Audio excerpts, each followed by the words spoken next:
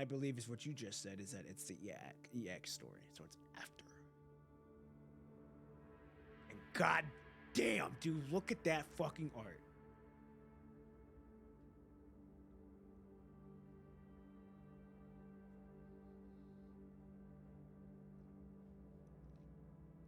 Okay, so we're at 203. We can start this. We can start this. We will start this. All right, here we go. We're gonna start this now. Let me switch to do.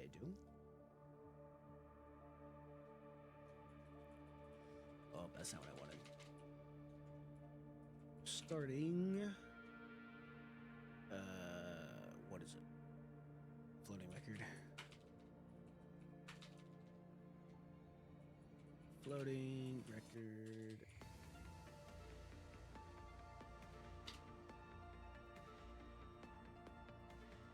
The arc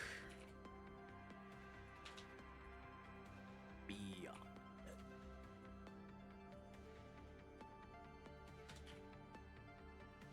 And starting floating record chapter.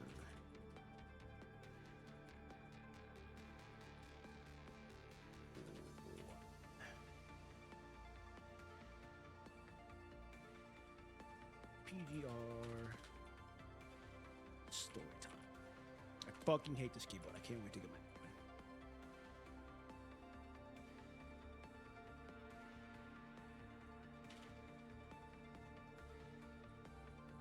new one. Boom. Okay, let's get started. Dude, I have the video. I have a video. So the video I'm finishing up now has her in it, and god damn,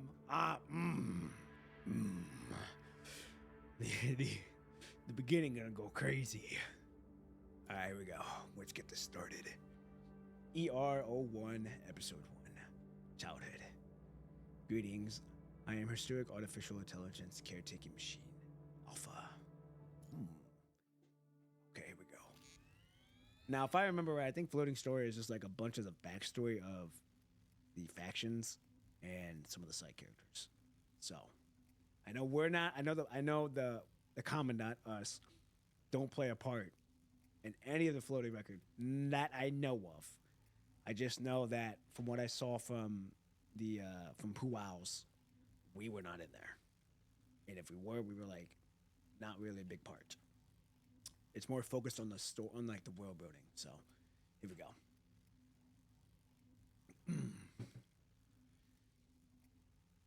Memory drive status normal. Emotional simulator status normal. Activating environment monitor complete. All systems operational. User access confirmed. System activated.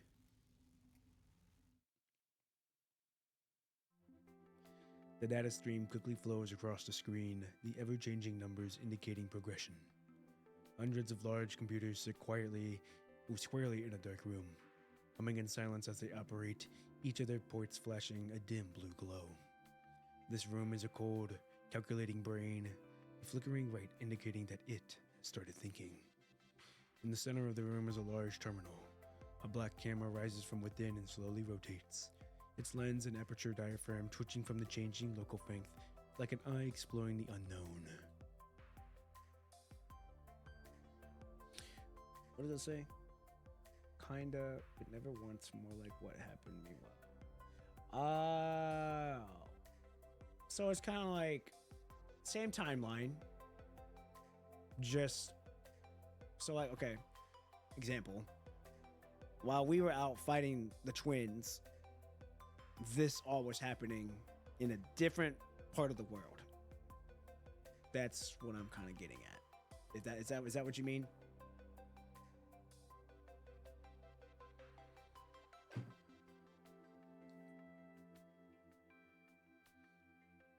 Huh. Okay, here we go. After the full rotation, the camera stops at the front, and a male researcher appears in its view. He is focusing on a small monitor below it, his fingers moving and tapping on the screen, his expression nervous. Checking the activation. Good. All systems normal. Ah, okay, I got you. Yeah. Okay, good to know. Having finished typing the last line of the command, the man breathes out, raising his tense shoulders and giving his partner on the other side of the room an exaggerated thumbs up. Morning, sunshine. He opens his arms and greets the camera loudly. The female researcher on the other side shakes her head, seemingly used to this behavior. The camera looks up in response, and the signal light on top of it flashes twice.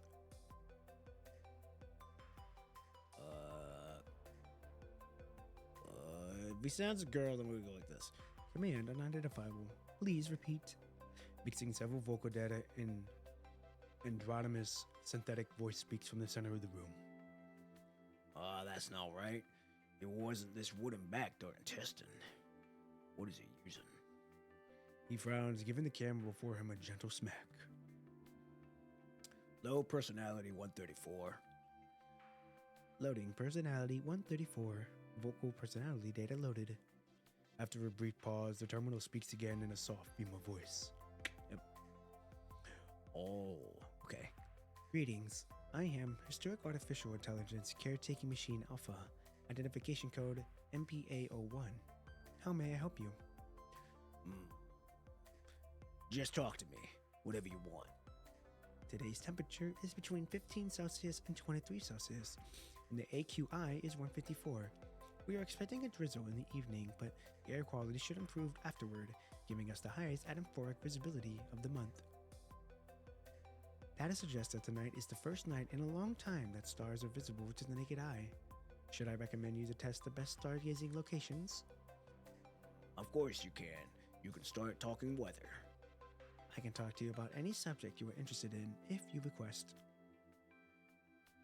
I have a theory for this chapter, but I'm going to talk about it later. All right. Do tell at that time. Also, I think I'm going to try to power through this story arc today as well, just because you weren't here for this. Thursday, I ended the stream early because I was running on like 30 minutes of sleep and I was fucking pooped. And then Tuesday, I overslept and only was able to get like an hour in the stream. So to make up for that, we're going to go a little bit longer today to make up for that. So we got to with chapter 18. Now we're going to get through arc. That way for Tuesday, we can just go right on into chapter 18. Or 19. All right, here we go. Then, is there anything you want to tell us? Absolutely. If you request it, I will tell you everything I know.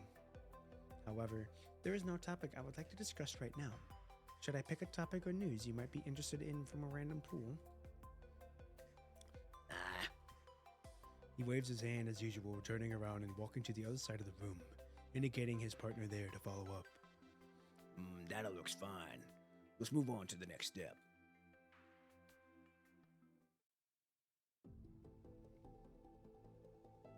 A series of data projections unfold in the center of the room, each showcasing 3D figures slowly spinning. MPA01 immediately scans them all. Not one of them is a machine. Humanoid, zoomorphic, gadget-like, all of them are equipped with various levels of AI in place in different environments.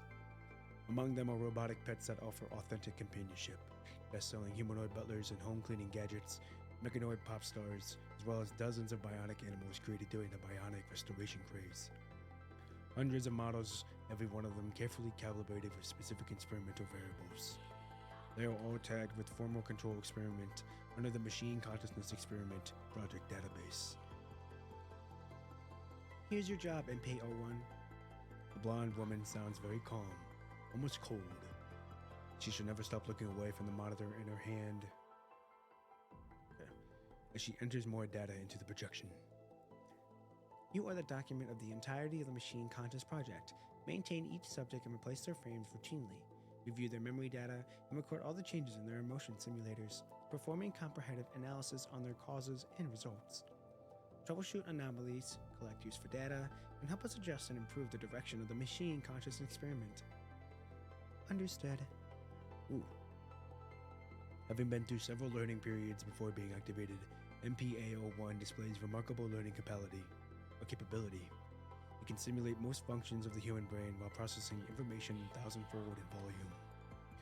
Unlike the Super AI Gestalt and Science Council is spearheading, MPA01 is geared more toward conscious simulation. Even as technology has advanced toward a golden age, the MP series AI is still outstanding achievement. After going through the data of the research, it has fully comprehended its task, fulfilling a user's request without hesitation as an AI's duty. So, I should regularly communicate with the machines tagged anomaly to determine if they have actual consciousness. Am I right? I fully understand my task, but I have my doubts regarding evaluating a conscious with a machine instead of humans. I believe they are more suitable for this job. Unless you believe that machines also have souls. The female researcher lifts its head away from the data in her hand for the first time, looking up slightly dumbstruck. Technically, every piece of equipment in this room is part of MPA-01, so her gaze quickly goes across like a starlight flashes surrounding her before landing on the small camera in the center. Noticing it, the camera slightly raises as if meeting her gaze. Why do you ask? You uploaded human-authored fictional stories unrelated to the experiment to my database 2 minutes ago. As I am authorized to access all information in my database, I read through the materials and 8 of them are science fictions that explore the possibility of machines having souls. Should I interrupt as the ideal result of the experiment? That is when the researcher realizes that she has accidentally uploaded the reading materials she used to kill time from her personal files. Those are just my pastime readings. Among these subjects, a large portion of them have no idea that they are machines to begin with. We need an entirely different perspective to explore all possibilities within them. We'll upload a few hundred personality types to your emotional simulator so you can communicate with the different trial subjects. Use them to optimize your solutions by identifying the subject's emotional states. As for your creator, we believe that you are more capable of this task. You are the first machine created to talk to machines MPA-01. Record everything you witness. She lowers her voice, mumbling. Perhaps one day you'll find among them your very own. She quickly shakes her head as if what she just said is impossible. When she looks up again, she has regained her calm demeanor. We're uploading the emotional simulated model in 10 minutes. You'll start working tomorrow. MPA-01 was able to capture the most minute changes in her expression and record the almost unaudible words she just said, even though it cannot fully comprehend what those words mean. But it is not just to collect these data. These are not useful for its mission, and all it needs to do is carry out its duty. In this world, there are only endless data streams, its expressionless creator and the machines created for the experiment. I see. Deleting excess data and setting the machine consciousness experiment as a top priority. I shall fulfill my duty. I'm guessing this is Hacima, judging by just how the expressions are like that. So, here we go. Episode 2, Revelation.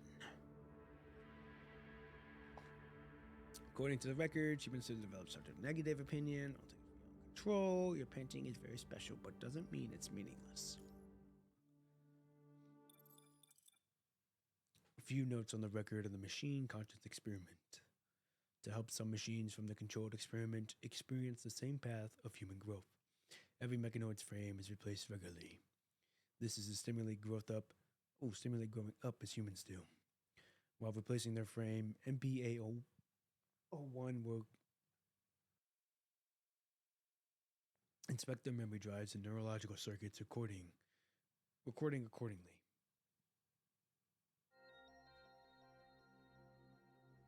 That looks like Nanami from when she's way younger. Hello. Nice to meet you. The only light in the room shines from above, illuminating the girl sitting in the center. She looks more than 5 to 6 years old, showing no fear despite being alone in a cold, dark room. Instead, she observes everything around her curiously. Her neck is connected to a few cables, but she does not seem to notice. She finds no human but a giant terminal before her. As the terminal speaks in a soft female voice, the girl reacts in awe before approaching the small camera. Oh, it is Nanami. Okay.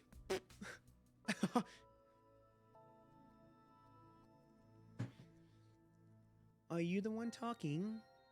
What is this place? Nanami only remembers Mom telling a story before I fell asleep. Is Nanami still dreaming? You can certainly interrupt this as a dream, but you will wake up in your bed when the sun rises. Wow, this is the first time I had such a clear dream. Who are you? I am Historic Artificial Intelligence Caretaking Machine Alpha, identification code MPA01.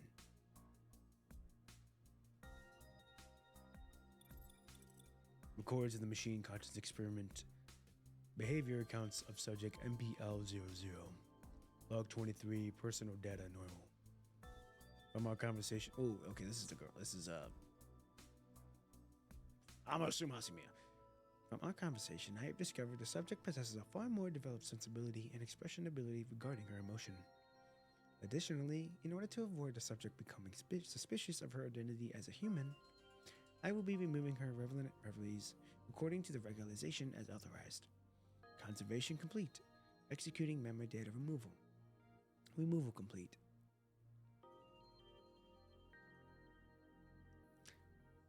Hello.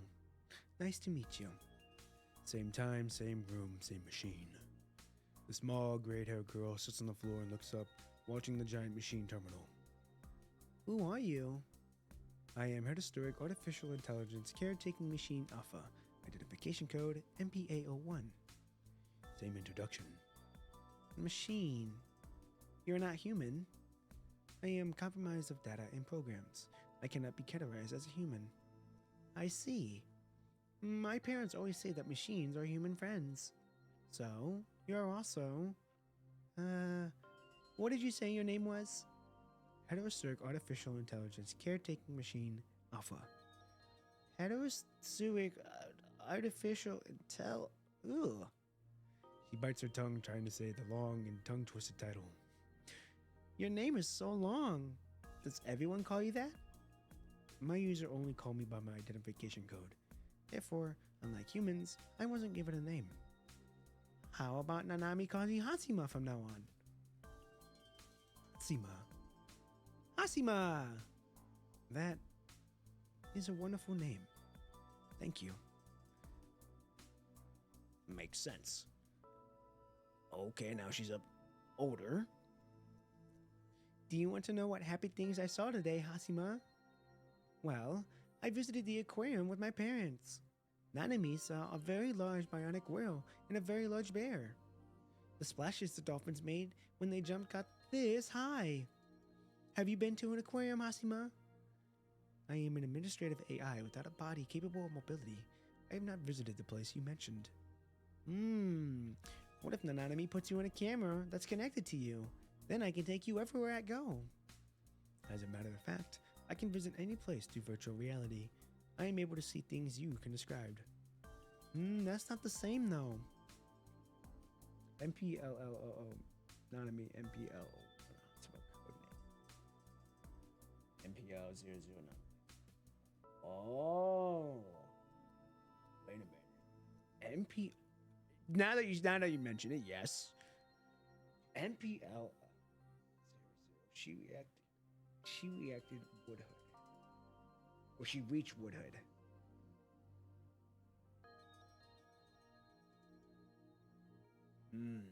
She reached Woodhood. Now, wait a minute. I know in her affection Nanami's hidden interlude, she was a human. And then something happened. I think she was a human.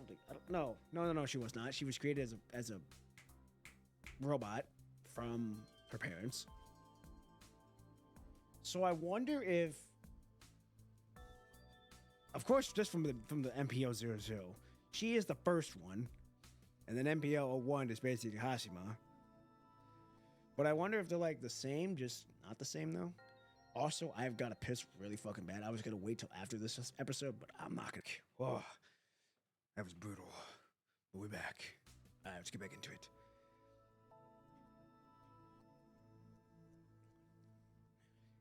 It's different when you see the real thing with your own eyes.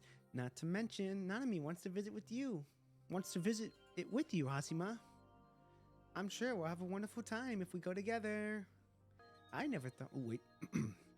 I never thought of this possibility, but... The gentle voice pauses for a second before speaking with a smile in its tone. Yes, I'm sure we'll have a wonderful time.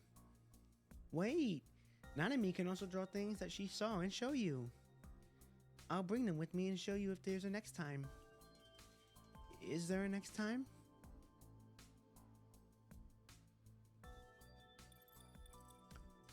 Records of the Machine Conscious Experiment. Behavior accounts of subject MPL00. Log 36. Personality data. Normal. It is worth mentioning that the subject has shown an eagerness toward creative expression. This is a very unusual behavior for a mechanoid. To further analysis the situation in depth, I have requested creative tools from my user for our next session.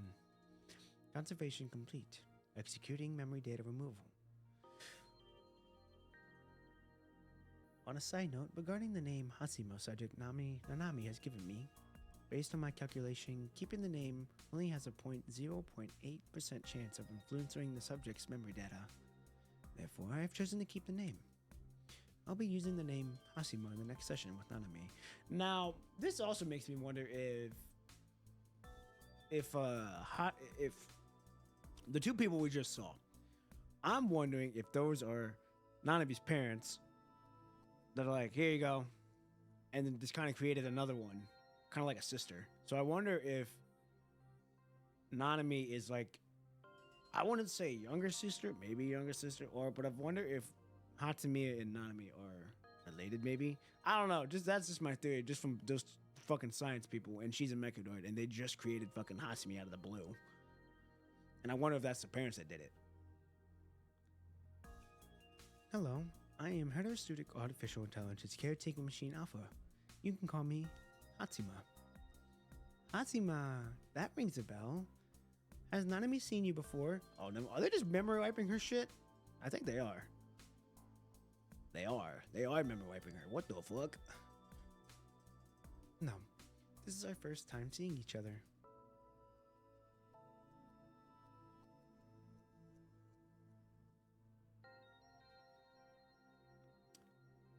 Can you believe that my teacher also asked me the same thing today? Nanami's previous teacher only let us draw apples and eggs, but the new teacher told us we could draw whatever we wanted. So, Nanami drew a lot of things on the paper. A giant mech that's taller than a mountain, Cardman Rider, the gifts my parents gave me, and Minnie's furball. Ah, wait! Nanami suddenly remembered that there's one more thing she wants to draw. The girl picks up the pen and paper next to her and starts drawing. Let's add a flower here.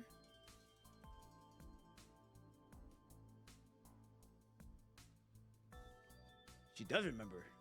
Done. Ta-da! I drew Nanami and her friend. You can be friends, even with machines. Yeah, this might be the first time we see each other, but you're Nanami's friend now. We'll meet again, right, Hacima? Of course. I look forward to our next meeting.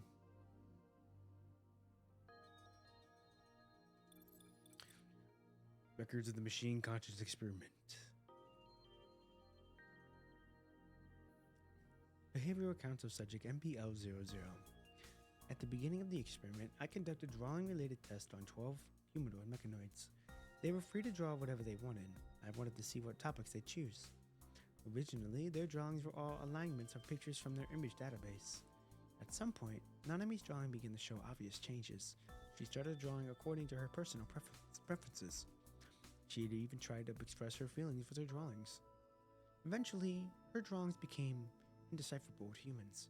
My neurologic subject has shown apparent deviations after analyzing these pictures. I can't determine the cause yet, but I'll log this occurrence in my report. On a side note, the next time Nanami replaces her frame with her 18-year-old birthday, it's a human custom for her family and friends to give the birthday celebration presents and blessings. Based on the custom, I shall prepare a present for Nanami. I'm registering it as mission 376. I'm detecting expectation from my emotional simulator, but that motto is currently off. Performing self-test. System normal.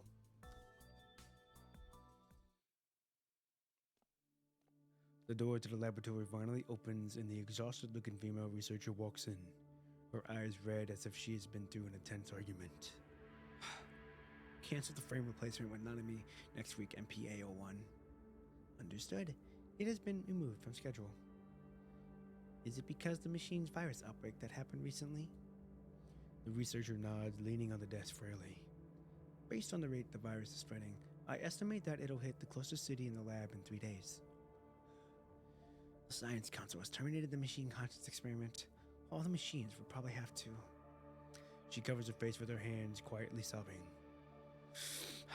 I understand why they ordered it, but Her tears take over before she can finish her words. After a long time, she finally looks up. Her expression no longer sorrowful. She seems determined, as she always has. I have to prepare a few things now. I'm sorry. All I can do now. She enters a command in the terminal, and the computers in the room begin shut down row by row. She steps outside of the room, locking the door. Darkness approaches, and the administrative AI loses all senses. Interesting. Here we go. 03, Chapter 1. Second Birth.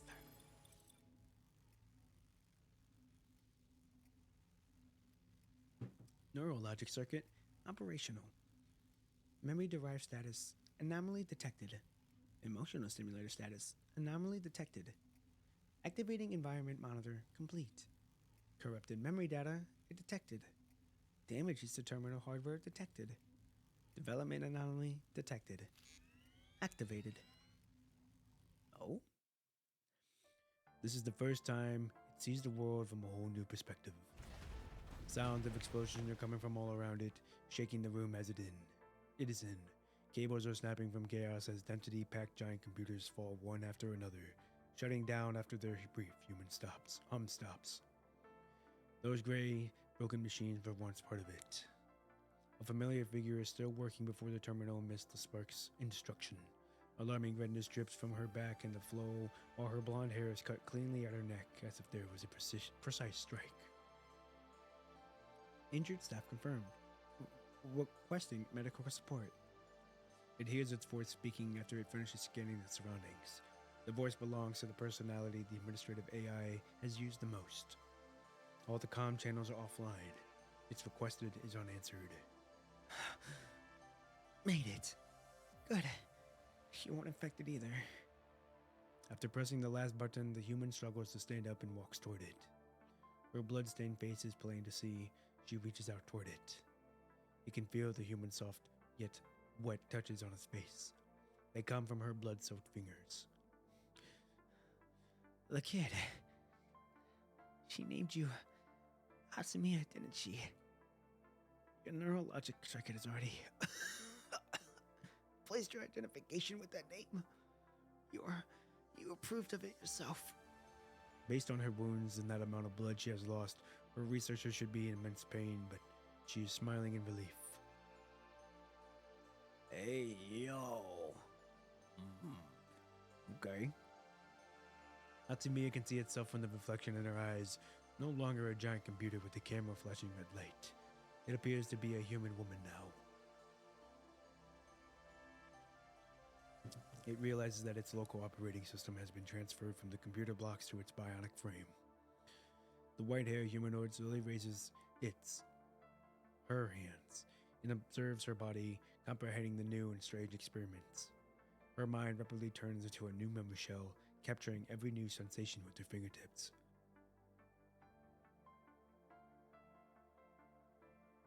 The identification code reveals this body to be a prototype, created to be a new line of mechanoid nannies with the appearance of a young woman to look more friendly to young children. Virus is spread to the lab. All registered machines are in the process of being destroyed. Time's running out. I only managed to get these for you. The researcher takes out a glowing memory drive from her lab coat, connecting it to the cable of the back of the humanoid's head. As per regulation, all information of data regarding the machine conscious experiment will be removed. Hacima won't show up in any machine or human records. Oh, okay, so I guess if we find her later down the road, we're just gonna be like, who the fuck are you? Where'd you come from? Hacima. It is a name, a gift, from a friend. I'm sorry you have to come to this world this way. You know what I've realized? Any fucking new person comes into this world, they're in like a really shitty spot when they come in. Either someone's dying, something's exploding, or they're in a really fucking situation where they either have to flee or fight. Okay, here we go. This is my thing. Nanami's parents were attacked by corrupted Nanami's 18th birthday when they're planning the attack. They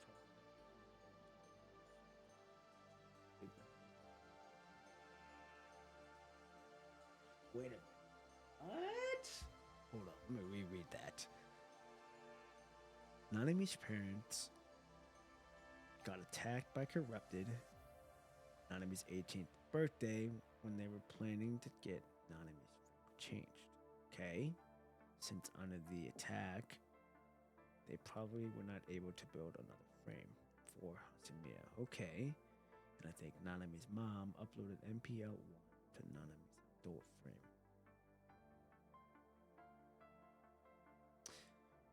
Now, Nanami's adult frame, is that the one where she's in the space where she's got power, or is that like when she got the one where she has like the roller skates?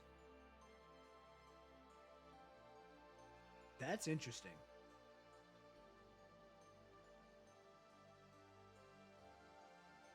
Oh wait, adult frame? Is the adult frame the one like her very beginning one? That also makes sense if that's the case too.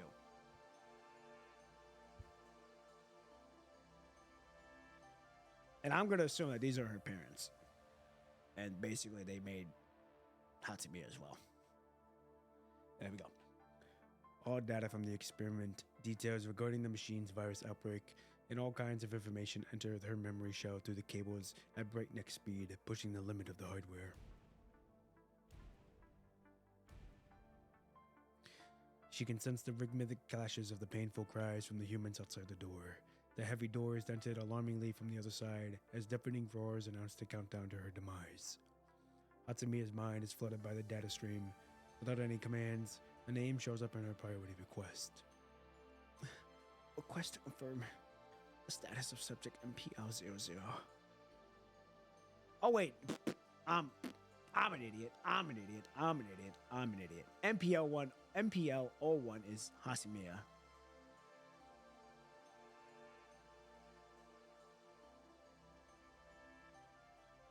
Now I see what you're saying.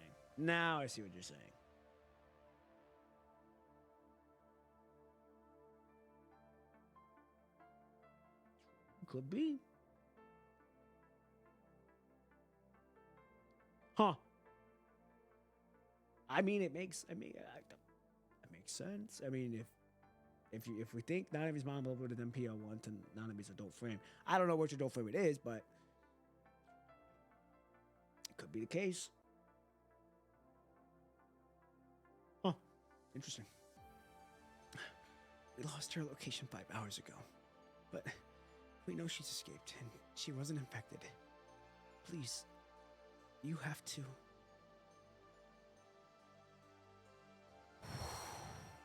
Well, that's a cold scene. Yo, that's a cold scene, bro. The researchers start coughing out large pools of blood. Her body crumbles to the icy floor like a dried leaves falling from a tree. Find her. Protect her. Understood.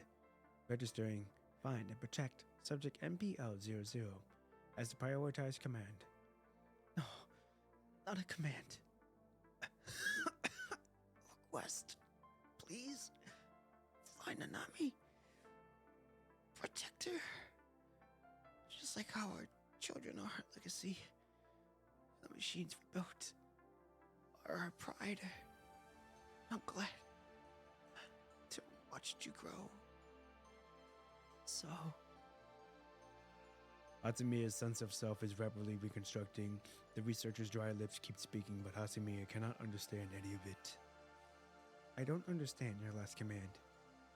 Please elaborate. Please tell me. Please tell me. The researcher's vital sign is barely noticeable at this point. Her lips tremble as she holds up her hand, grasping Hacimia's fingertips with the last ounce of her strength. In the end, she leaves Hacima with a serene smile. Hacima cannot understand how she can be so calm before an excruciating, painfully death. Hacima repeats her question over and over, but as the fleeting lights completely fade away, she does not receive an answer from the researcher. She has no idea when the explosions and the shaking stopped and the room is eerily silent. She does not regain full access to herself until the data transfer is complete. Moving her body one step at a time, she has learned how to control her new frame by the time she arrives at the door. Damn, she fucking adapted very quickly. There is no more human or machine activity outside. The heavy locked door opens easily from the mechanoid's strength, and the scent of blood and smoke rushes in. A man falls across the doorstep as it opens.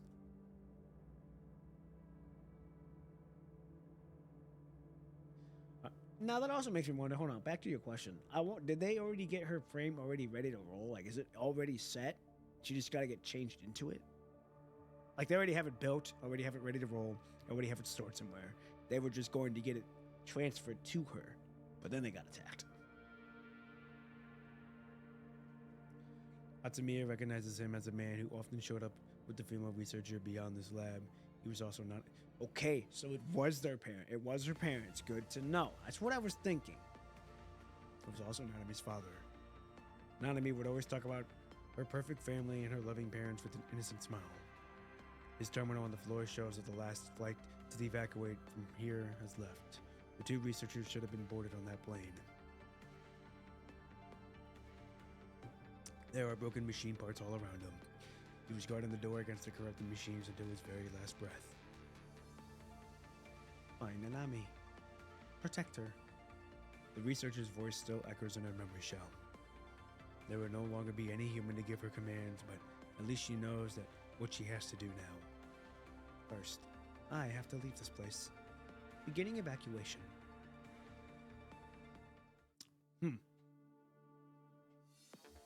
Okay, here we go.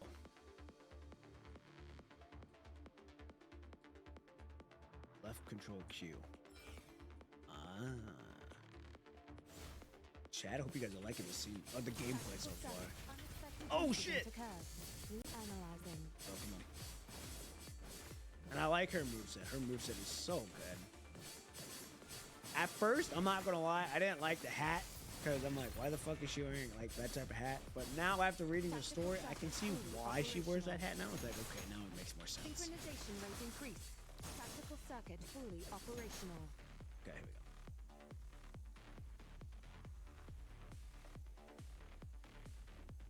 God, dude, the scythe too.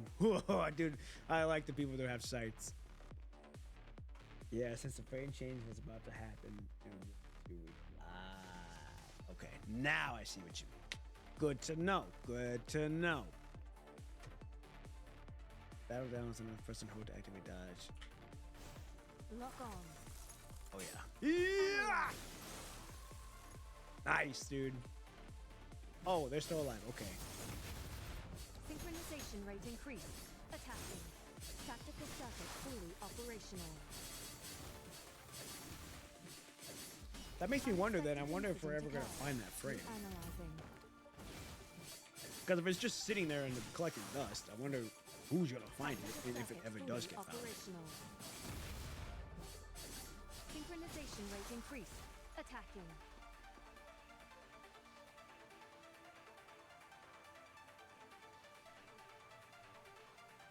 Okay, here we go. Leave the facility. We're running, we're running, we're running.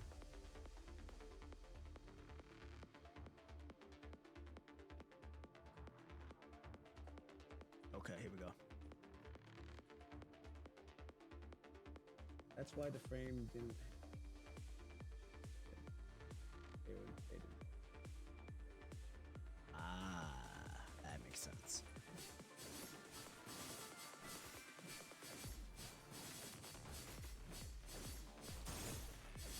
Hey! Tactical unexpected incident occurred. Reanalyzing.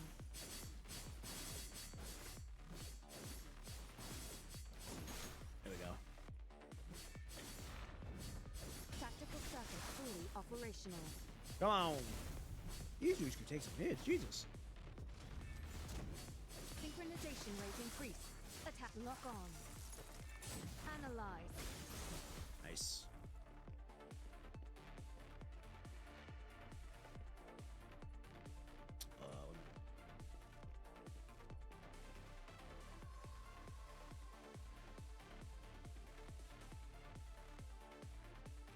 Oh, the granny has deep blood. Okay, that makes more sense.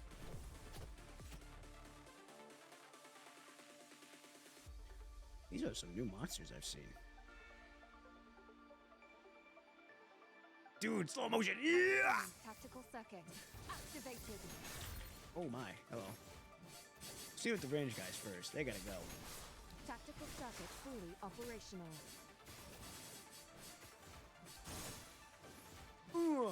Yeah, I'm definitely gonna be after the stream today. I'm definitely going to a store and getting a controller. Don't get me wrong, keyboard's cool. I've done it for a while now, but I've seen other people use controllers and very curious to see how it is. Synchronization rate increase. Attack. Tactical circuit fully operational. Come on. Synchronization. Tactical circuit fully operational. Oh, here we go. Oh, I fucked up. I'm fucking up. I'm shooting that really bad. Lock on. Analyze. Okay.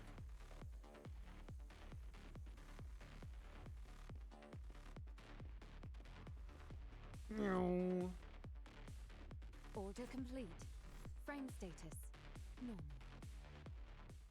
Oh yeah. Okay. Ooh. Okay.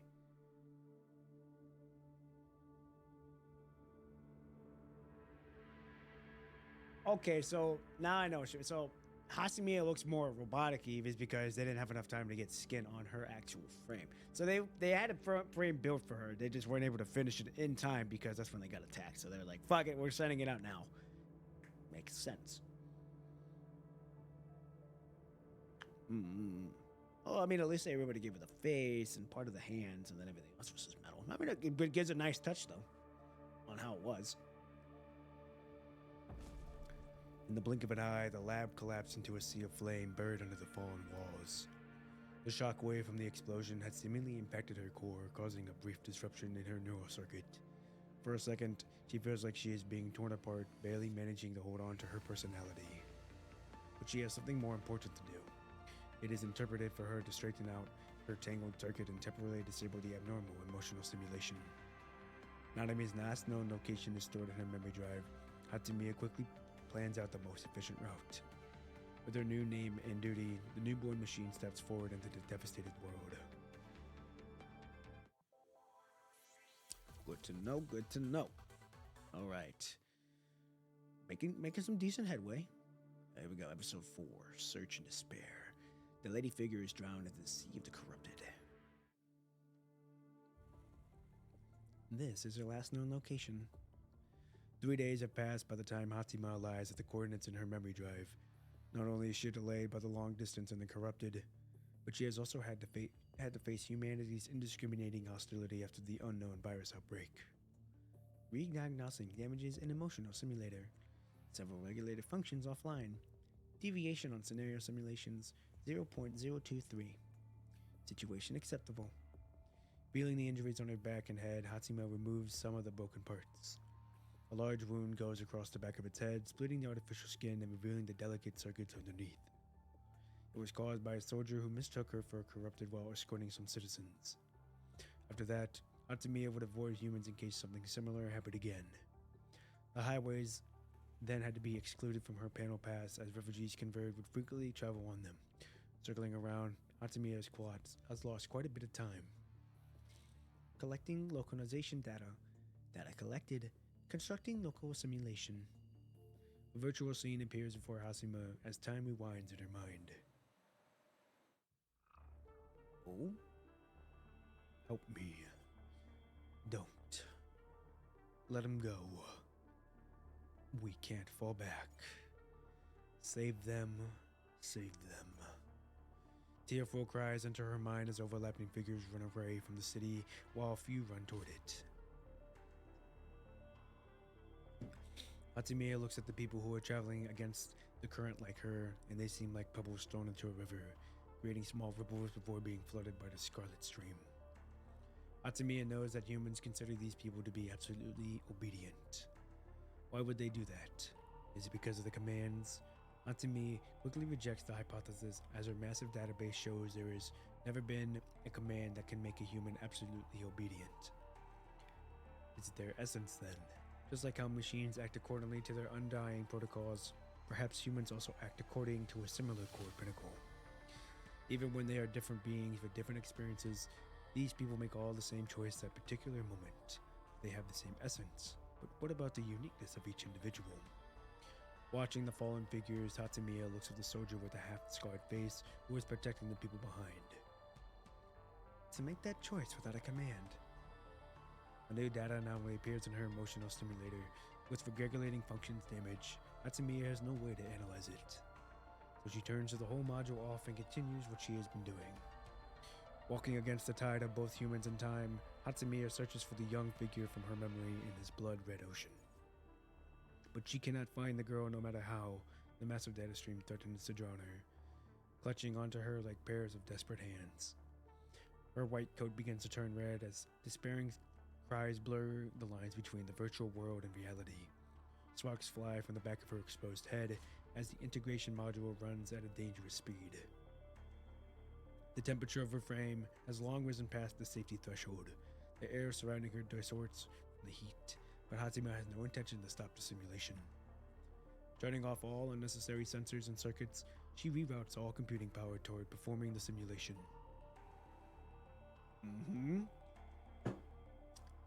All alone. At last, she found her drop of water in the ocean. The girl's route is swiftly calculated. Ending the simulation, Hacima walks toward the most possible route. Does she have freckles? A corrupted slowly approaches a frightened girl who has run into a dead end. Renee, hold up now. Why are we seeing this name? Have we seen her? I don't believe so. Maybe. Someone help me. Her shaken voice is not summoned by heroic rescue. The uncaring, threatening cold light makes her shut her eyes, and she prays that her death is quick and not painful. Is death actually painless? Target eliminated. No, wait. A cold female voice pauses before speaking again in a gentle, soft tone. It's all right, honey. You can open your eyes now. She does have freckles. Hello. Ah! Renee sobs, startled by the exposed memory shell at the back of Hatsima's head. She stumbles backward only to find her path blocked by an unmovable wall. That is when she notices the fallen corrupted by Hacimia's side.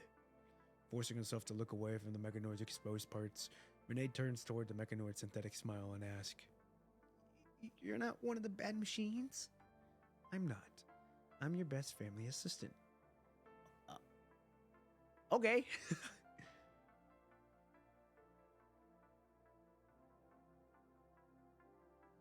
Nope, Renee is pointing the funny hat look. Okay, good to know. Oh. Huh? Hacima has no idea why she has chosen the nanny personality, but with her emotion stimulator offline, she can only reply with the personality stock responses without real-time adjustment. Thank you for saving me. The traumatic experience from the past few days is enough for a child to quickly grow up. Quickly, she stops herself from asking more questions and crying, thanking Hacima with a sniffled voice. That's all right. Come on. Let's stand up. Good job. Hacima gently claps her hands according to the personality profile. Oh God, I can only imagine what the little kids are seeing from this. Is there somewhere you want to go? My name is Renee. Mr. Soldier told me about a refuge. Hacima does not have to ask where the soldier is. Judging from the girl's expression, she can tell what fate has bestowed upon him. At this moment, her environment monitor detects a flood of corrupted nearby, their shrieks rushing toward them like a storm. To get the girl out of here and to bring her to safety, Hacima will have to clash with the wave of corrupted and If Hacima wants to get the girl out unharmed, her calculation analysis quickly give her a name. I'll give her an answer. A harrowing success rate in the alarming damages Hacima will take. Miss, here, give me a hug, hun. You're such a good girl. Hacima crouches and picks up the girl's tiny body, patting her shaking shoulders, stroking her back, and resting her head against her own chest. What is she, a fuck treating her like a baby? You have to promise me you won't look up no matter what, okay? Hatsamiya's gentle nanny voice creates a stark contrast to the opposing air. Hatsamiya's scythe pierces into the gap of the corrupted spine and she pulls back, cutting the corrupted in half. Damn. Her environment monitor suggests that there is no more corrupted nearby, but Hatsamiya's frame has also reached its limit. Not only are her radar and visual models severely damaged, but her mobility units are also cracking from the heavy wounds. Luckily, they are not far from the refugees Renee mentioned. She is capable of making the rest of the journey herself. So Hatsamiya gently puts her down. Renee has behaved remarkably, not looking up or making a fuss the entire time. Miss, the remaining warning, battery low, redirecting computer power, is safe. You, module offline. Be fine, hun. Just don't stop. Isolating malfunction programs. Running. Do you hear me, hun? No, come with me, miss. There are many adults there. They can fix you. Hatsamiya only shakes her head without a word, ignoring the fact that might not be any qualified technicians among the refugees. It is simply not a good idea to keep the machine around that can get infected. Hatsamiya is the best home security system, doing ads after she saved the girl. Yep. In her place, I definitely buy my own house. Yeah. Oh yeah, I mean, I definitely buy it for my security reasons too. I mean, you know, she can take care of me. She can protect me. She can protect me. Not to mention,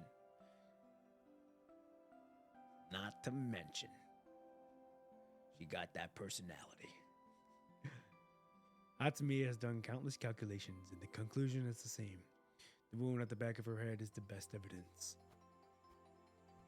I'm entering sleep mode. It's tired. I have to rest. Barely holding on to her personality program, Hatsamiya tries to speak as gently as possible, but all that comes out is a frizzling digital voice. I'll bring someone. All right, hon. I'll thank you for choosing our service. Wait here. As Hatsamiya watches Renee depart, she gradually turns off the units in the brink of destruction. The last thing she hears before she blacks out is returning footsteps. God, dude, she looks so fucking good. Alright, here we go. Episode 5, Awakening. Hatsamiya. Ooh, we getting the song from Liv? Okay. Hatsamiya has turned off all of her external sensors in sleep mode as if she has sunken into a dark pond. All of her mobility and feedback units are offline, and the only thing that is still running is her linear neural circuit. Unlike a human's dream, a machine can still stay awake in this state.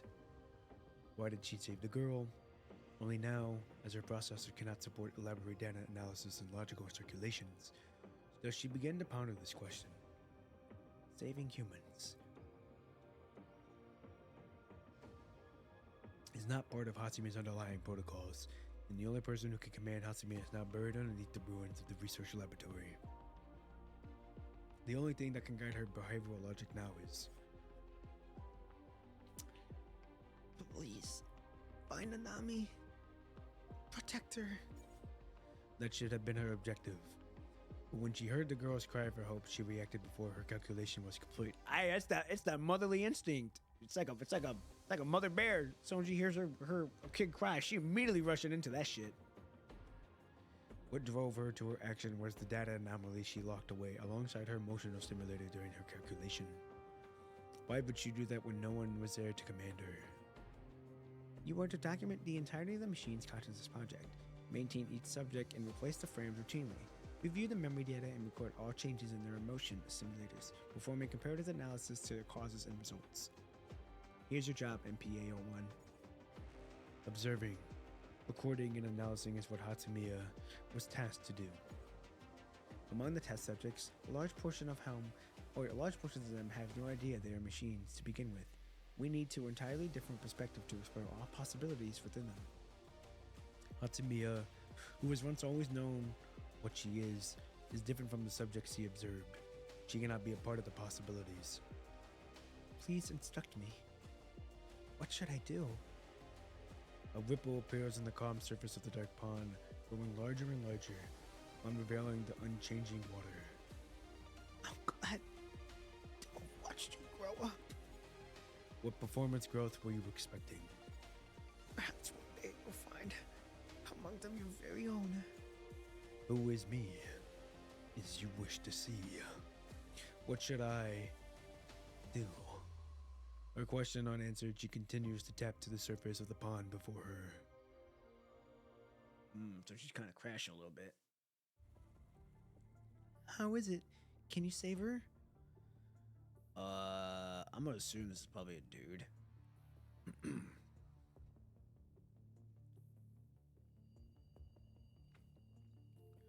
I've never seen a machine that integrated as this. You probably have a better chance waiting for her to self-repair than asking me to fix her. Can't we do anything? We can only wait for her to recover. And don't forget, the soldiers are coming back soon, and they won't care if your robot here is good or not. They're not going to keep a potential threat around. They'll shoot her if they see her. She saved me. She won't turn bad. You can't blame them. It's hard to be sure. Let's move her somewhere else first. Thank you. That's all right. I only got here in one piece because another machine and another mechanoid fought off the corrupted. Oi, what are you guys doing? Oh shit, we got caught. Oh, we rebooted. Oh, damn. Hey, yo, this is a new scene.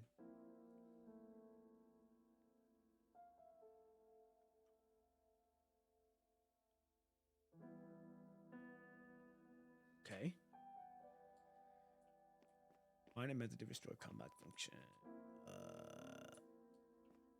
Where are we going? Oh, okay. I have to go look around this way. Oh, here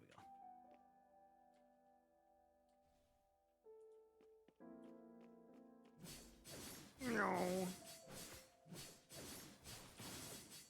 Chat, I hope you guys are having a good time with stream so far. I am actually really enjoying this story right now.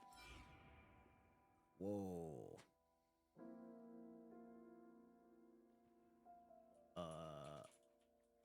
Okay. Well, that's new. This is very new.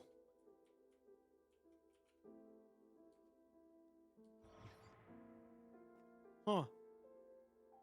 But I'm having a blast with this shit. It's so fun and so immersive how this game gets you in. And the characters are so good. Did I just do that? Over here. Why are you running all the way over there? What the hell?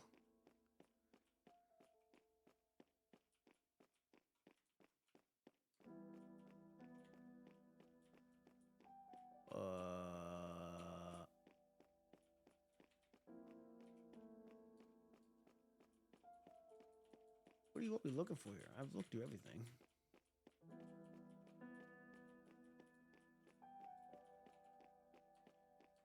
There we go.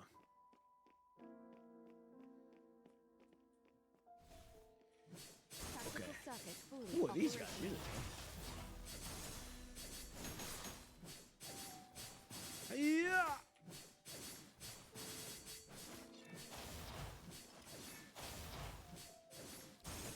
Oh fuck us. Synchronization tactical circuit fully operational. Ah.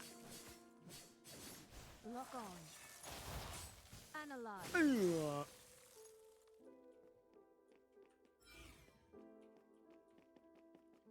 Moving.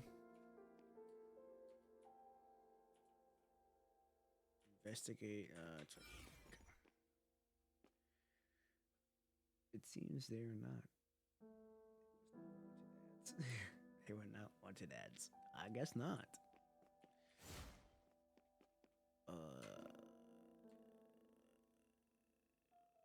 It's a 50% chance. Let's try it. God damn it.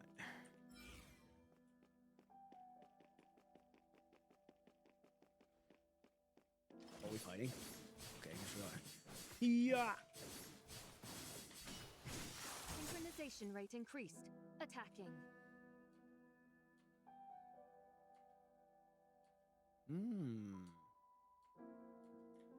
Okay, let's go replace that backup one now.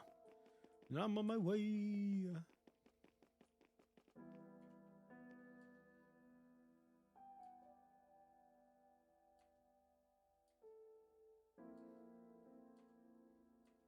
Okay, let's activate that door now. Oh!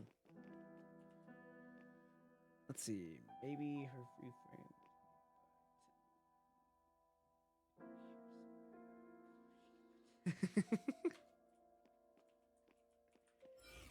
Oh shit. Oh, it's barricaded.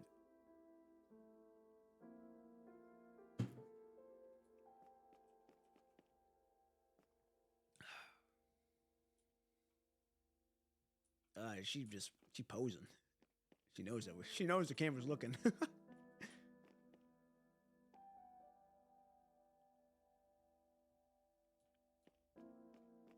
Oh shit. Okay.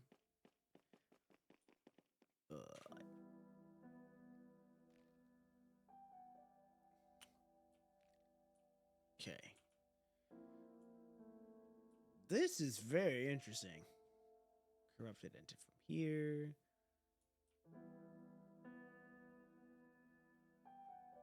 Appears to barricade from this time. Corrupted from entering.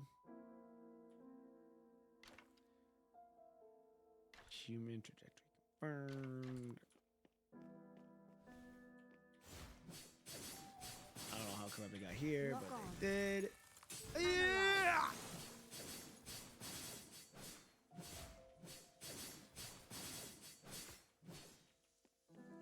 Keep searching for information. This. Not that.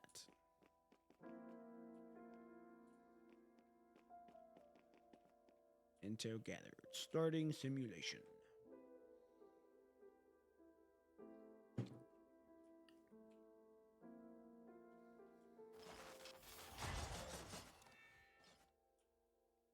Okay.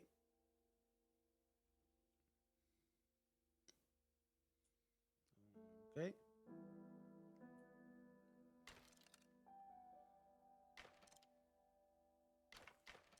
Okay, to the outside we go.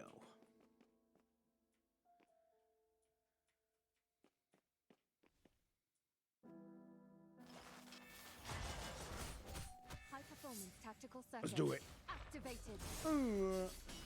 Synchronization rate increased. Attacking. Lock on. Yeah! Analyze. And destroy.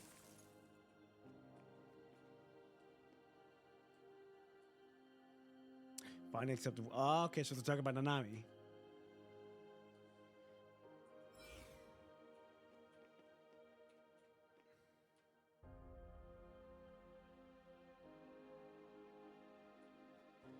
What does that say?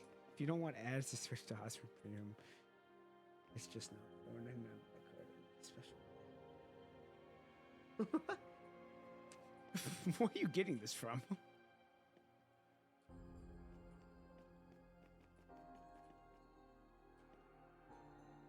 Oh shit, is that it? Whoa! Who the hell's...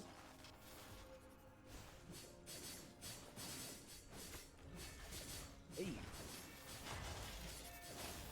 Let's do the big guy first. Where the hell are you at? Oh, you're fucking making me do these guys first? High performance tactical circuit. Activated. Oh, I'm not using my dodges effectively right now. Tactical circuit fully operational. Lock on. Yeah! Analyze. And Unexpected Oh my incident goodness. occurs. Really want me. High performance Hold on. tactical circuit activated. Oh, bruh. What the fuck? Lock on. Analyze. Ugh. Destroy.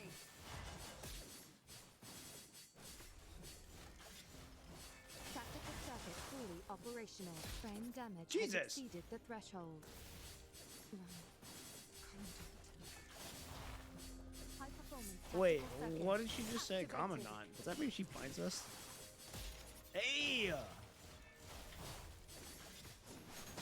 Lock on. Analyze. And destroy!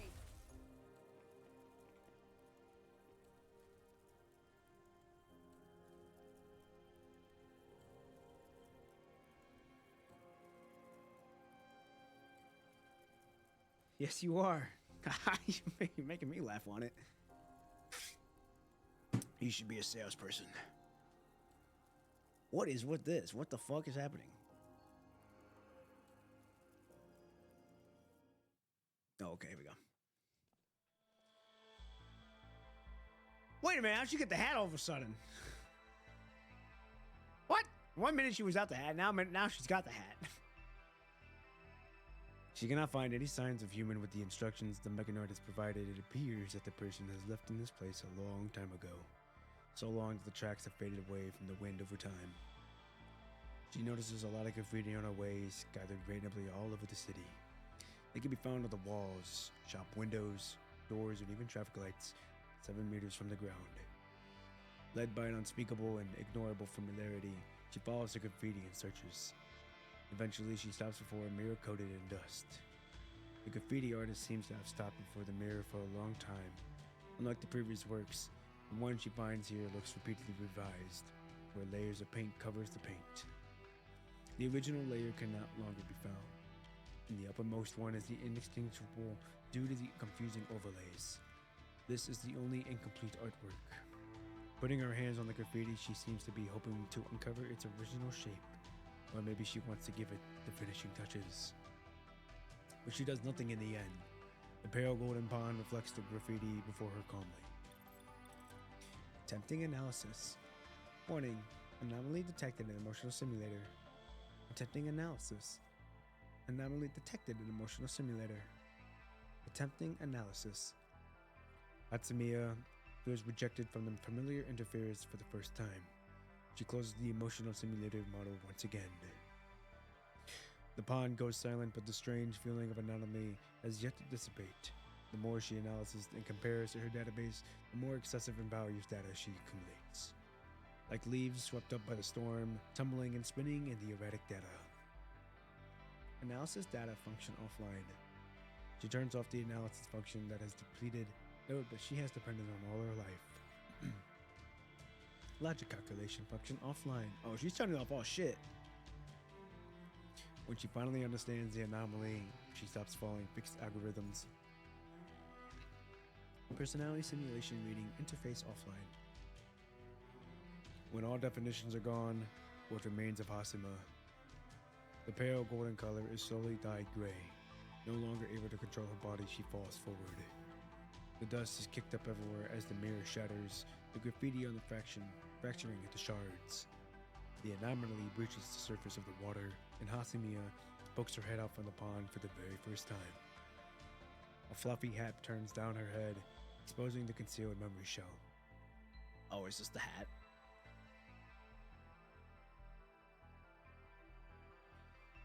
Hey, what are you guys doing? But if it was real, I would ask them how 1 for 600 first free pack. Jesus. Crap. Soldiers are here. Nothing. Heavy footsteps approach.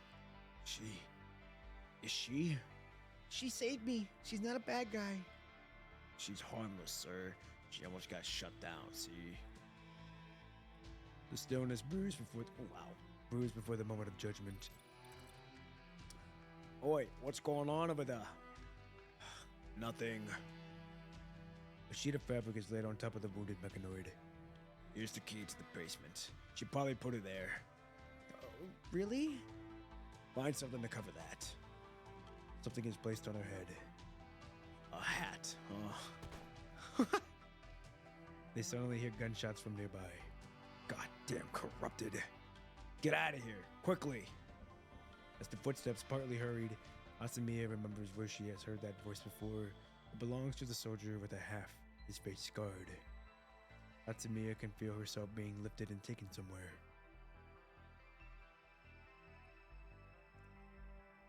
Her hat is a gesture of kindness from some humans with no calculations or commands involved. They could have done whatever they wanted. Watching the shadowing graffiti, Hacima starts to understand something new. No more analysis, no more simulations. Hacima tries to feel the feel of joy, hope, doubt, and confusion in the image. Not everything requires a correct answer. Doubt is a sign that ports forward. Different doubts create different path, and different path offers different choices. Finally, Hacima is no longer ruled by her calculations and analysis. They are simply her tools. Hacima has made her choice. Picking up the hat, Hacima wears it once more. Staring at the sage unfinished work before her she did years ago, she now possesses hands that she did not. Hacima picks up the spray can nearby, adding a few strokes to the graffiti. This is an incomplete morale that belongs to her.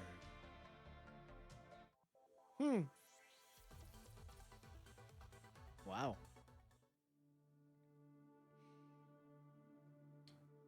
Me as the most sane, Selena simp. Didn't know what I would do. I can only imagine. Well, okay, I take that back. I can only guess on what that is.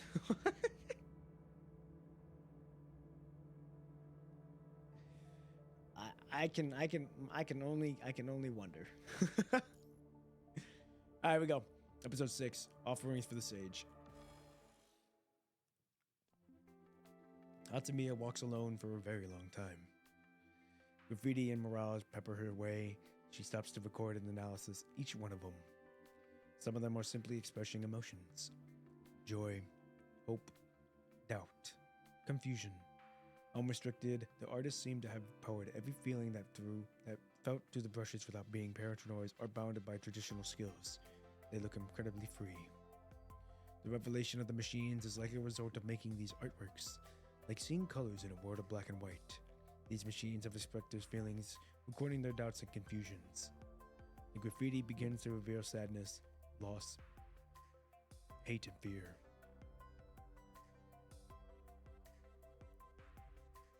The further Hacima goes, the richer the graffiti becomes. Sometimes they hide in the corners of the city or blend with nature, and sometimes are presented proudly, inexplicably in plain sight. Excuse me. Wow.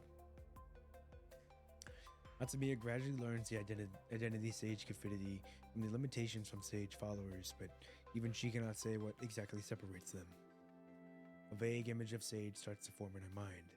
Following the trail of art, she's on the Phantom's tail keeping up close behind. The graffiti's location may be spontaneous, but they are not entirely patternless.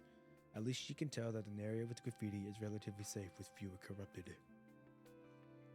Stopping at a street corner, Hacima notices a small, familiar graffiti on the wall. Its meaning simple. Treasure ahead. Hacima follows the words and looks up to find a bookstore. In the golden age, humans would put their thoughts on paper with their pens, publishing and selling them on the shop like this. A store signage has already cracked and fallen into the mud. Dangling posters struggle to hang on the standard shop window, their words only barely legible where they are shaded by the eaves. Feel the grains of paper once more. No AI authors here. Hacima pushes open the rusty door and it snaps upon her touch, startling the birds resting on the eaves. Sorry.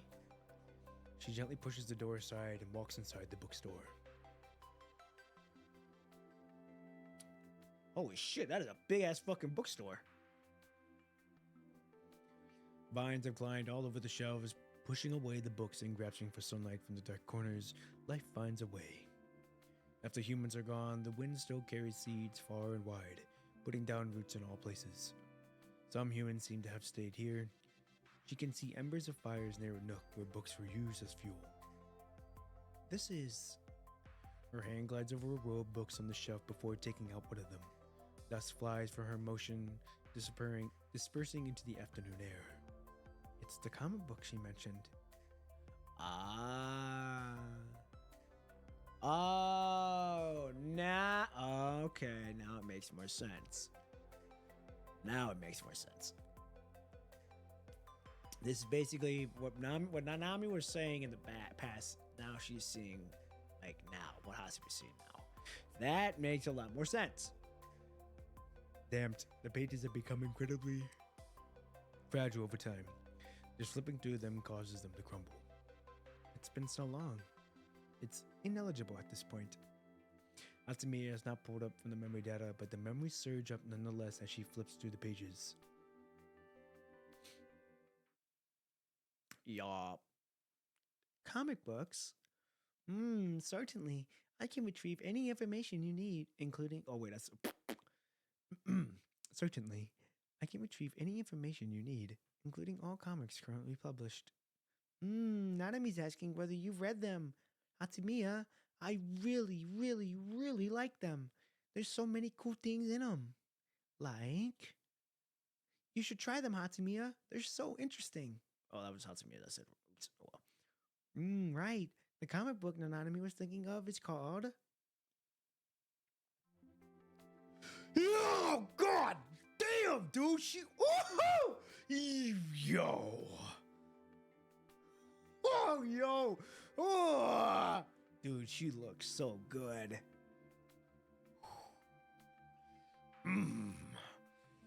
That's enough to make a old man stand still. God, dude, look at her face. Woohoo! It's a robot. Hello. Would you mind returning that issue of Space Knight, Dawnbreak? A mechanoid's voice pulls her back to reality. Looking at where it comes from, Hacima sees an old model delivery droid heading toward her. It has a stack of comics in its arms, asking politely as if its camera's looking onto the comic book in Hacima's hand. It is a part of the offerings I am currently collecting. Offerings? Yes, if I collect enough of them, Sage will return to this place. Is that so? God, dude, she looks so good in that. Hacima crouches, placing her comic book on top of its stack. Thank you very much. Package received. As if having its default command triggered, its delivery droid joyfully holds up the offering in its arms. Did you say Sage was here? Yes, Sage was here at our headquarters. She was the one who gave me new commands and fixed my body. To repay her generosity, we are collecting objects that Sage might like, including cool things created by humans. That was the last comic book on our list. Thank you for your assistance. I can return to our headquarters now. With that, the delivery droid turns with a little sway and leaves. Heading straight ahead, it crashes into a fallen bookshelf. That's fucking... Obstacles detected. Adjusting route. And it crashes right into another wall. The delivery droid stops, its signal light on its head blinking red. Adjusting route. Hacima realizes that the droid is covered with the scratches and dents. Old and new, clear, winding tracks can be found on the ground, going round and round, leaving similar loops on the floor. It seems that this delivery droid has been spinning around here for some time. Attempting 200 or 2,378 route adjustments failed. It lowers its head, looking frustrated. It is not intelligent enough to self-diagnose, so it has been waiting here for possible companions to show up. Suddenly, it feels a hand on its head and sees a pair of calming eyes. Your GPS is malfunctioning. I can try to repair it and calibrate it. The machine needs help. Although it is not part of the commands Hacima received, she still proceeds to the delivery route side. She can still help those who need without being commanded, just like what Nanami would do. The delivery droid stares at the humanoid machine before it, and it experiences the same feeling it felt when Sage touched it for the first time, dissipate Hacima, not showing any emotions. Thank you, Lady Big Hat. Lady Big Hat? Is that me? Yes, I came up with that name by observing your appearance as Sage taught us. You can call me Hacima. Understood, Hacima. You can call me Deli.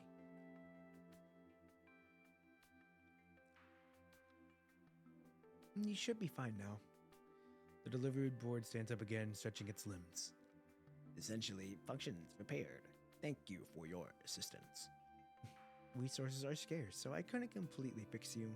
I've only calibrated your GPS for now. That is enough. If I may, Hacima, would you return to headquarters with me? I should repay you for your assistance, but everything we collected is sorted out at our headquarters. As repayment, you are choose free and choose anything from our collection. I didn't help you in exchange for something, but the delivery droid mentioned that Sage was here before. Perhaps Hacima can find clues about her there. I understand. Allow me to accompany you. And so, guided by the delivery droid, the two figures, one tall and one short, begin their journey back to the headquarters. Tactical circuit activated. Engaging. Oh yeah, here we go.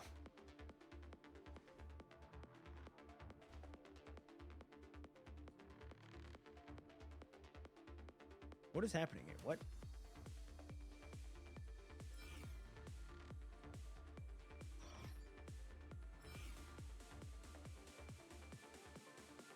Analyze a normal machine for intel. That's what I'm doing. What?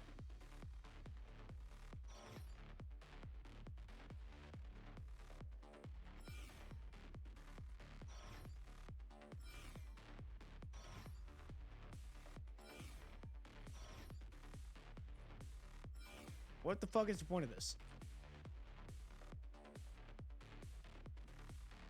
Analyze a normal machine for intel.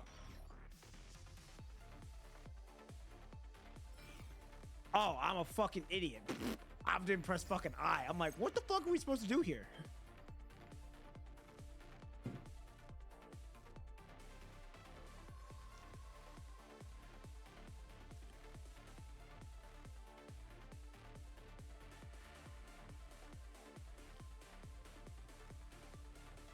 Okay, here we go.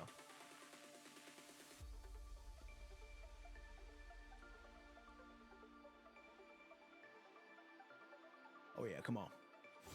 High performance tactical Yeah. circuit activated. Tactical circuit fully operational. Okay. Moving on.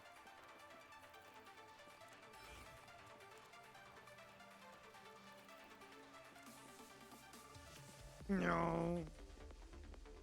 Let's move, let's move, let's move. Oh, I didn't even get to use my ult. That's fucking sad. Tactical circuit. Or again. High performance tactical There you circuit activated. Tactical circuit fully operational. Lock on. Analyze and destroy. Alright. There is a shit ton. Fuck it, we're just gonna break through it. Let's do it! Synchronization rate increased. Oh my goodness. Attack tactical circuit fully high performance Come on. tactical circuit activated. Let's work. Yeah! Tactical circuit fully operational. Nice. Okay, there's 3 different ways we can do this. Let's do this. Star Wars! Surprised I mentioned that. Alright, what's the next one? Gang atop with a spiral eye. Huh. Alright, next one. Climber's high.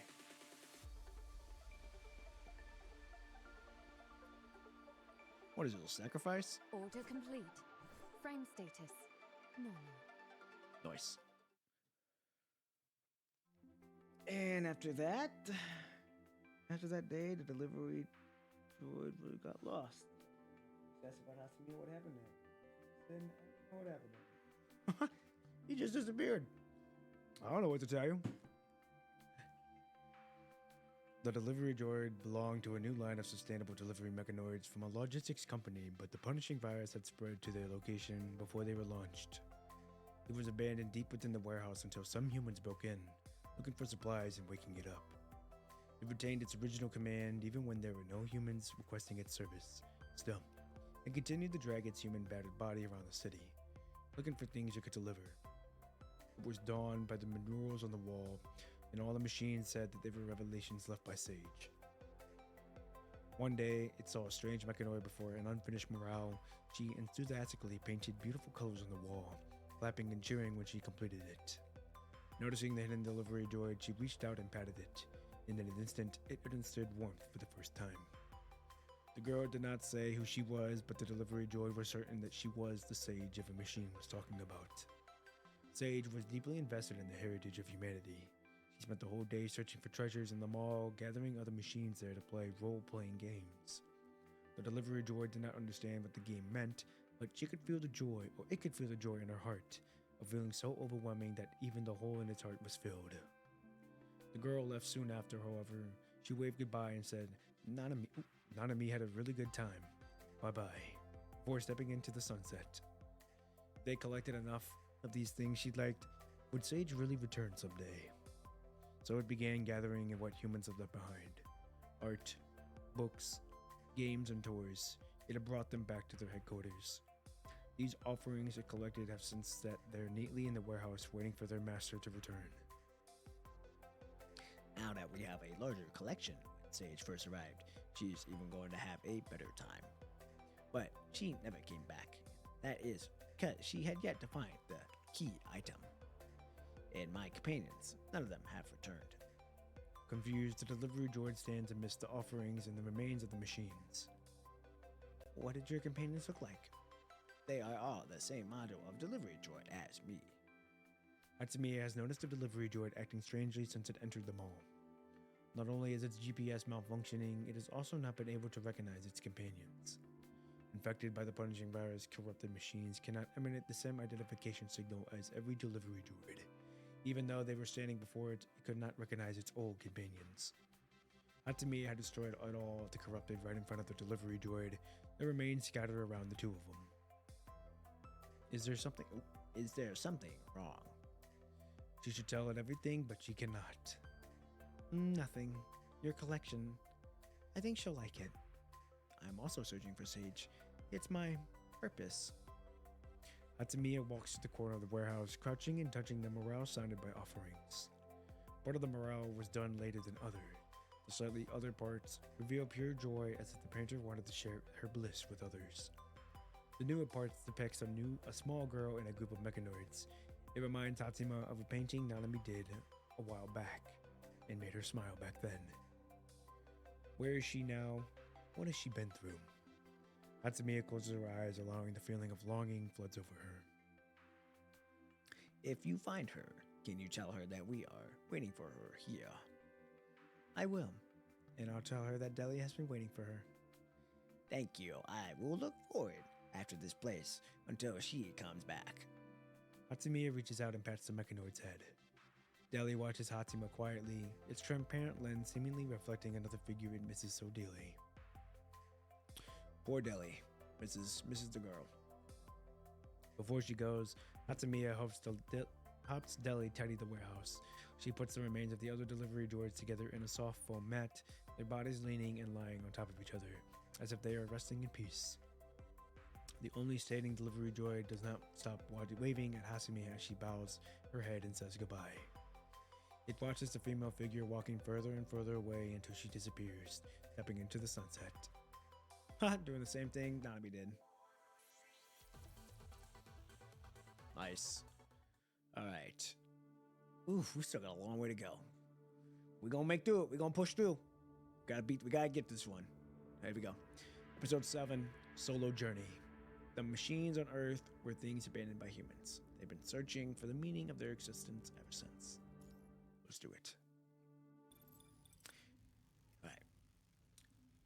System maintenance in progress. Neurological system operational. Memory drive status normal. Emotional simulator status offline. Environmental status normal. Verifying memory data.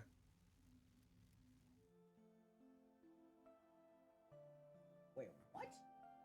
I'm still here. My network to. Oh, you good? Don't worry about it. I ain't tripping on it. I'm just glad you're here. Glad that you're here for the journey. You know what I'm saying?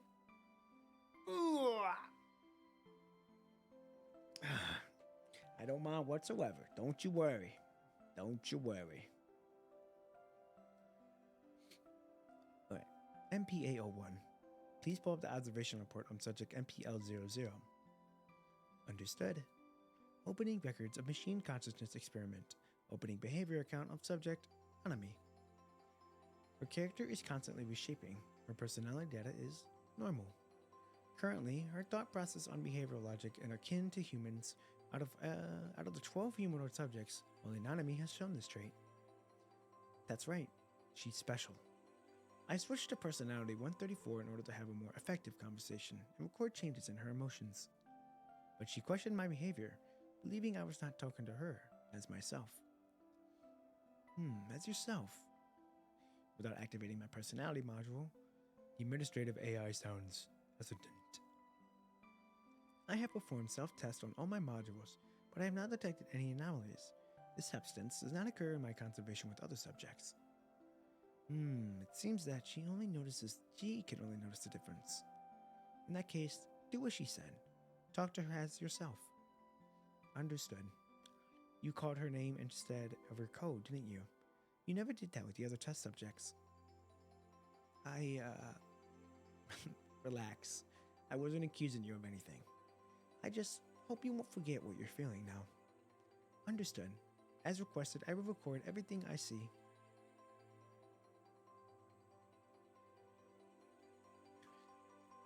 This technology can stimulate human growth and at the highest level. A large cylinder capsule opens. The gray-haired girl's eyes are closed as she lies still in the translucent fluid. Laid down next to her is an identical humanoid body. The cable connects to two of them, and shimmering, the blue light goes back and forth along the cable.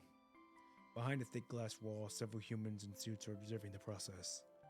A human in a white lab coat stands in the front, vivaciously describing his ideas.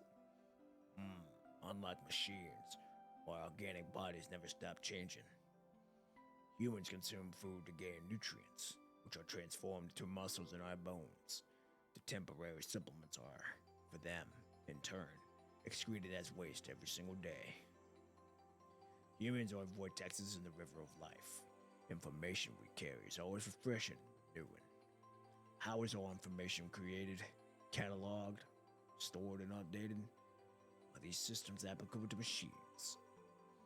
If feelings are not simply byproducts of neural activities, then perhaps emotions are something mechanical lives can look forward to one day. We don't care about that. Even if machines possess these emotions you mentioned, we can't treat them as being alive. Machines are two tools at the end of the day, aren't they? Can you guarantee that this phenomenon is under control? Once machines possess free will, don't forget that the machine consciousness experiment was lost to negate that risk. We are preparing for the future. If the essence of the universe is information, then the codes and the computer programs can also be considered a form of life. Isn't that one of the reasons why Science Council named their super AI Assault? If we only try to control instead of understanding them, humankind will certainly be destroyed by their own hubris. Replacement complete. New frame will reach its growth limit in approximately 2 years. Reminder, a scheduled meeting is starting in 10 minutes. Attendants are recommended to arrive on time. A gentle but cold female voice speaks, easing the tension in the air. If you would follow me, please. I'll be reporting the detailed progress of the project. These naive mad scientists and their machines. The leading figure whispers one last line before following the female researcher and walking away. Only one man remains in the spacious laboratory. He walks towards the capsule, stroking the thick glass shell. The waking girl looks at her surroundings curiously, her hand placed on the transparent cover. She's not a tool. She's my child. And she's... I wonder if they're talking about Nanami or if they're talking about Hacima. Hacima opens her eyes. Ever since she received her new body, she has been periodically falling asleep. Once a vast administrative AI, she was just a mechanic, but now wandering on Earth with no researchers maintaining her or her powerful processors to help organize her thoughts. Therefore, she has chosen to shut down most of her frame functions at certain times, sleeping in a safe place and performing maintenance. She would scan her old memories during so, preparing memory data that she finds important and organizing the fragmented pieces, almost as if she is dreaming. Confirming that her parts are running as intended, Hacima stands up and stretches her stiff body. A long time she seems to have passed since she fell asleep, and her surroundings have changed. Leaves fall from her body as she sweeps away the white dry leaves around her. She remembers falling asleep by the latest graffiti found. Sage morals have been changing. They are no longer simply colorful expressions of her feelings and depictions of her new friend she made, but also information about humans and observations on nature. Hacima is basically certain that the girl has been searching for this person who has left these murals behind. She has traveled a long way following the graffiti, and she has seen seasons change. Sunrises and moonsets, morning dew forming from evaporating, snow covering falling leaves, and seeds sprouting as it melts, paving a green trail. Guided by the morals, Hacima feels everything in her journey. Her behavior gradually grows more spontaneous, such as insisting on stopping somewhere high on the nights with a clear sky and plentiful stars. She no longer searches for books that Nanami might be interested for location data only.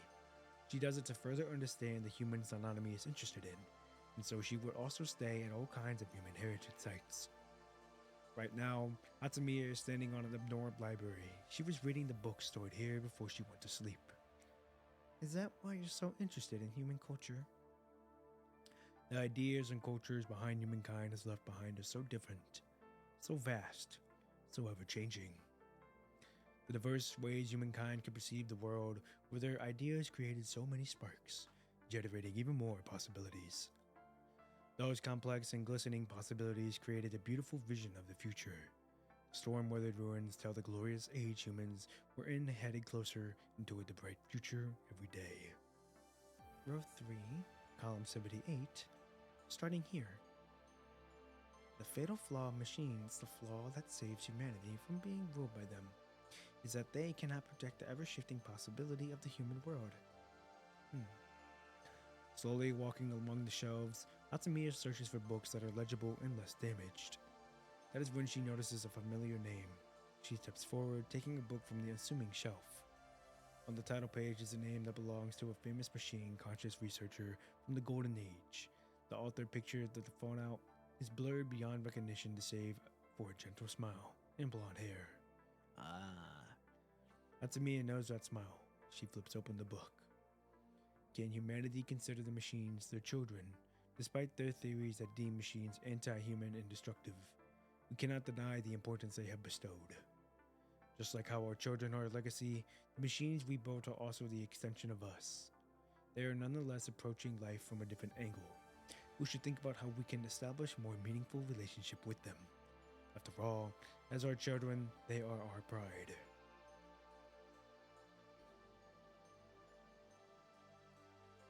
She's not a tool. She's my child. She's my pride. So I guess I would assume them sisters then. I would say Hacima is like the older sister and Nanami is the younger one. Hacima does not know how to define the feelings she has right now. She has many questions. Even when she knows the objective definition of every emotion, she still truly cannot understand all that is said to be human. But an intense curiosity surges in her mind. She desperately wants to ask her creator something, but she fails to compose the right question. Most of the machines she had met on her journey are simply repeating commands they received from humans, mimicking human behaviors. Humanity first crawled in the wind before they walked and learned to run. Created by humans, machines are following humanity's footsteps but are still sprinting. They are evolving so much faster than their creators. And when disaster struck, humans began to fear the creators and abandoned them, now hiding among the stars. The machines left behind began to search for their purposes. That is when they encountered a special guide. She was kind and patient, teaching them things they never knew. Because the machines have always believed that Sage Machina will show them the way. Which is what is the future the creators of machines are expecting? Hacima holds the book close, slowly shutting her eyes. She has never felt so unsure and lost. Okay, here we go. Number 8, Chariot. After this episode, I'm gonna go get some more water. Her long journey continues as the season changed. She does not know when it started, but the purpose of her wandering has become wandering itself. And wandering is another way to observe and record. The observer should not have possessed any feelings. Like the infinite sky and the silent land, an observer observes without getting involved. And yet, what beings live without being affected by the land and the sky? Even when the observer does not interfere, she has long been a part of the cogs and gear. Turned and pushed by these gears, she steps into the snow-covered Arctic. For her one remaining duty, she has recorded countless wandering days and nights. Damn, how long has she been traveling for? Until a fellow machine who was searching for guidance appears before her. Oh, okay, we're just going straight into it.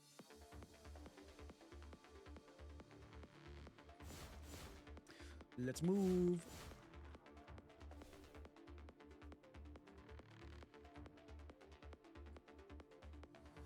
Oh, wait, gear.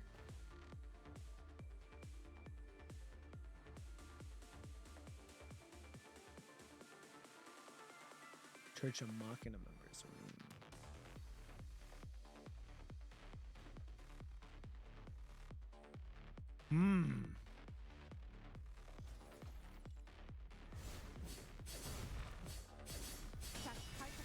Come on now. Let's work. Yeah. Come on. 4 L. Lock on. Yeah. And destroy. We gotta go. Well, other way.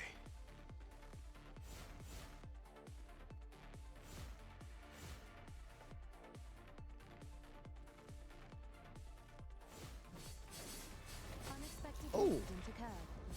2, 4, 3, up 4. High performance tactical circuit activated. Come on.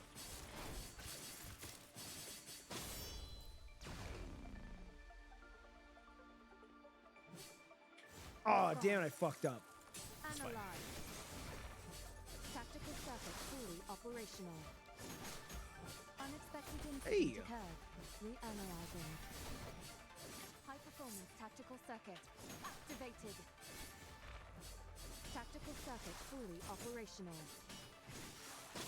Lock on. Whap. Analyze. Yeah. Destroy.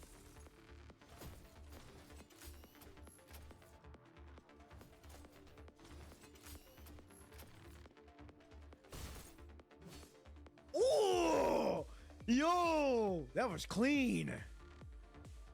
Order complete. Frame status normal.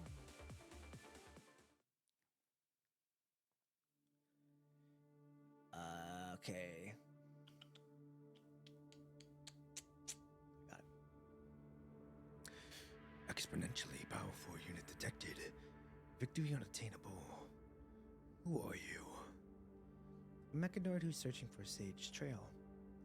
You know about Sage, but do you know about the Church of Machina Machina?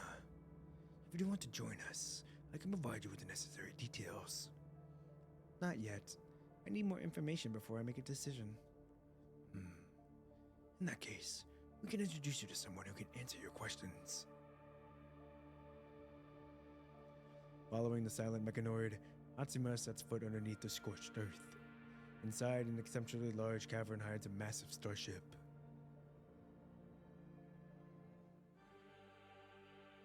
Oh, oh, wait a minute. Wait a minute.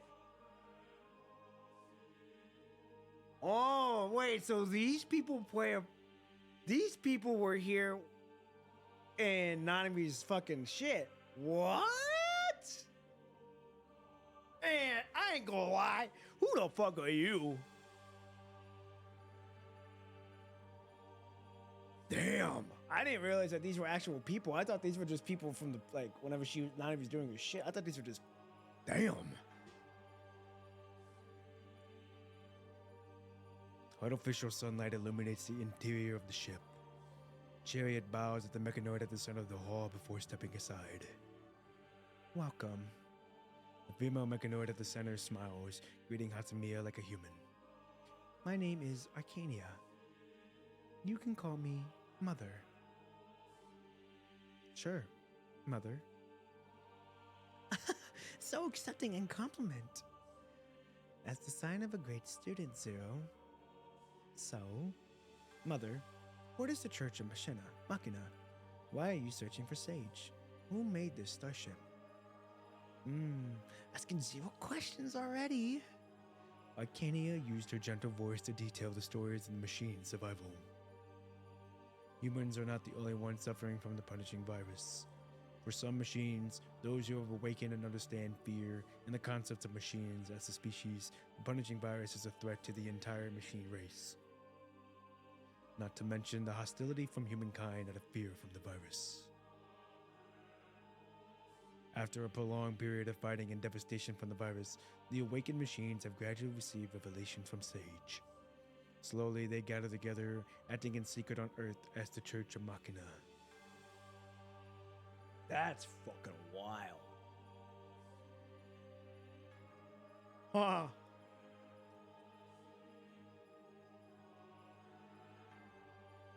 The cult of awakened machines. Damn. So they're like Hacima in Nanami then. In a sense.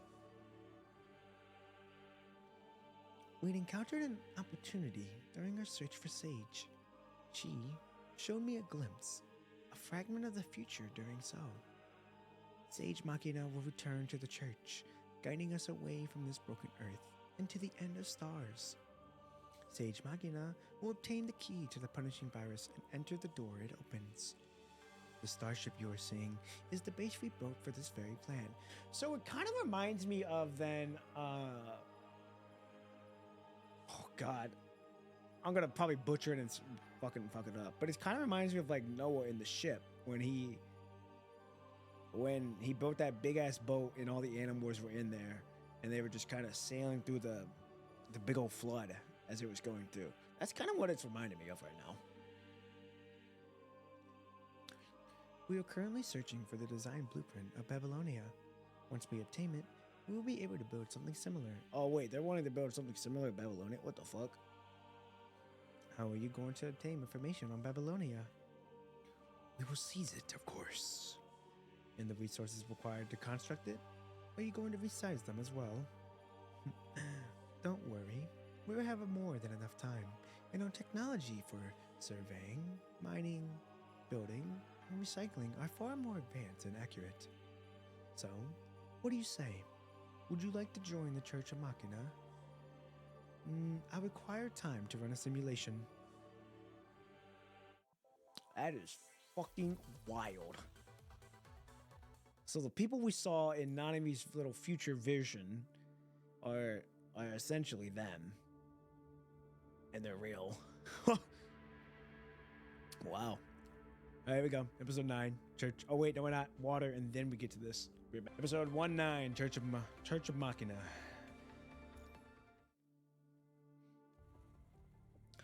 Walking in a well-lit corridor, Hacima compliments what Mother said, or contemplates. These awakened machines are more or less being enlightened by Sage. As how she was first guided by Nanami, she is now guiding other mechanoids. Afterward, the awakened machines receive a message from an unknown entity, and they proceeded to build this massive starship. They must be very certain that this message they heard is true. Why is that? Was it because of the message said, or the identity of the entity who sent it? With one thing, Hacima is sure. Sage Machina will return to the church, guiding us away from this broken earth to the end of the stars. To the end of the stars. How about Nanami calls you Hacima from now on? Because Nanami wants to make lots and lots of friends. Is that really what Nanami wants? To set out on a lonely journey with the awakened machines? I mean, we technically already saw that. It's just not something that the future Nanami wants her to do. So it's like, don't do that. Silent, she closes her eyes. Hatsumia was brushed past Nanami several times on her journey. But Hatsumia could never bring herself to greet Nanami when she found Nanami smiling, surrounded by friends. Wait a minute, so you're telling me Hacima has found her on multiple occasions, yet did not want to come and fucking say hi to her, let alone go over there and see her? What the fuck was her? I mean, like, I know the point of her was to protect her, but I mean, you could do that by being right next to her.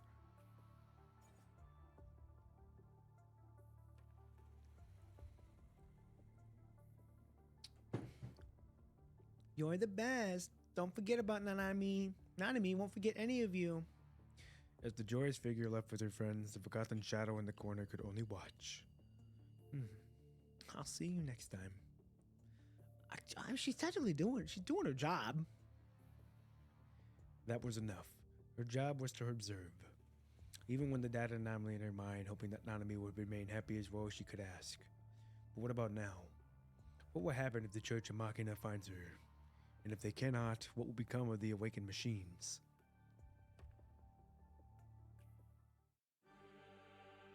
Back in the hall. Hacima, is it time to give us an answer? No, there's still too much I don't understand. What exactly is the Church of Machina? Mother has already answered you. She told me how it was formed, but never explained why it is a church. Fool. Faith begets strength. We formed the church because we wanted to gather the power of faith, obviously. Machines don't need faith. What? You are such a basic mechanoid that you don't even comprehend faith? Please provide me with more information then. Aren't you already more than enough examples of religious sacrifice and miracles in history? But those belong to humans. We've long surpassed humanity. We can recreate what they achieved.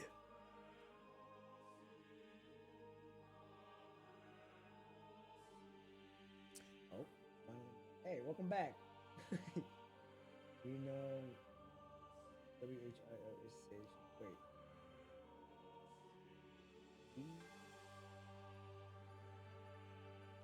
If you're referring to Nanami as the sage, yes, we know Nanami is the sage. The hunky mechanoid before her does not understand how humankind define faith, but it is obsessed with the special phenomenon caused by it. Created from an assembly of calculations, the algorithm, the machines doomed by the redundantary data. You continue to question our faith in Sage Machina.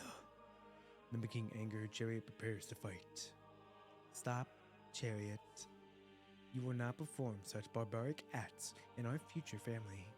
Oh, she has not joined. Is that so? Why are you hesitating? Is it really Sage's choice to abandon Earth and everything she loves here to travel to the end of the stars? I don't know. But we can ask her on the day we find her. If she doesn't agree to this, you will let her go? If that's the ending she chooses, why will her disciples defy her?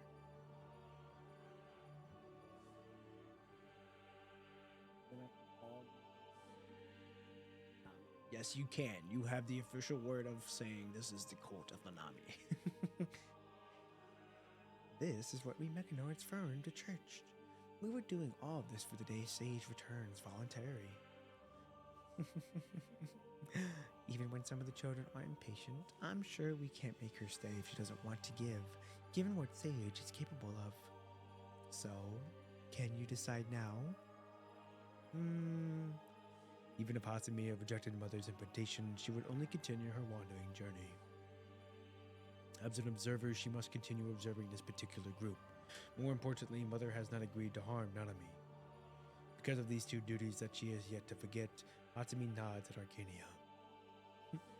Is that a yes? I'm pleased to hear that. Let's go. Allow me to give you a tour of our starship and introduce our members to you. Mother. Yes? Arcania turns around, her face colliding with Hatsumi's extended hand. Your halo is crooked. Interesting. But that is like kind of like the mothery tone of like, well, you look good. Let me just fix that for you. All right, here we go. Episode 10, Scarlet Threat. Oh, Metaserum. Fuck. That's unfortunate. But we're going to do like that. All right, here we go. With a sharp and heavy thud, the thick door of the hall is open. Letting a hint of light inside the dark chamber, hurried footsteps follow.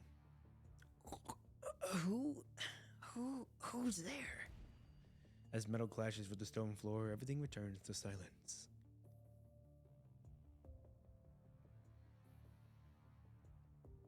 Wiped out?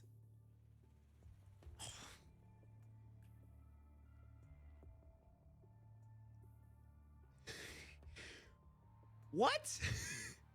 Oh wait, is this Sampo? Or whoever the fuck his name is? Soap? Is this Soap? Man, what the fuck? Oh, this is certainly new. We got we got animals now. We got the age of the furries. All right, here we go. God damn it. I heard we couldn't. Well. I heard we couldn't finish out the fish of the remainings of the team gear. Not even the corruptor could escape from that flood of punishing virus. Standing next to Hacima is a beast mechanoid with the head of a hound and a humanoid body. He joined the Church of Machina not too long ago. Despite being a new member, Spooner... I fucking knew it! It's Spooner! Man, why are you looking like that, though? I thought you were a bear. Spooner seems to be preferring hanging out with Hacima, the lone wolf. According to him, you're not as mad as the rest of them. I've had my share of madmen. He bends down, reaching out and touching a crimson crystal shooting out from underground.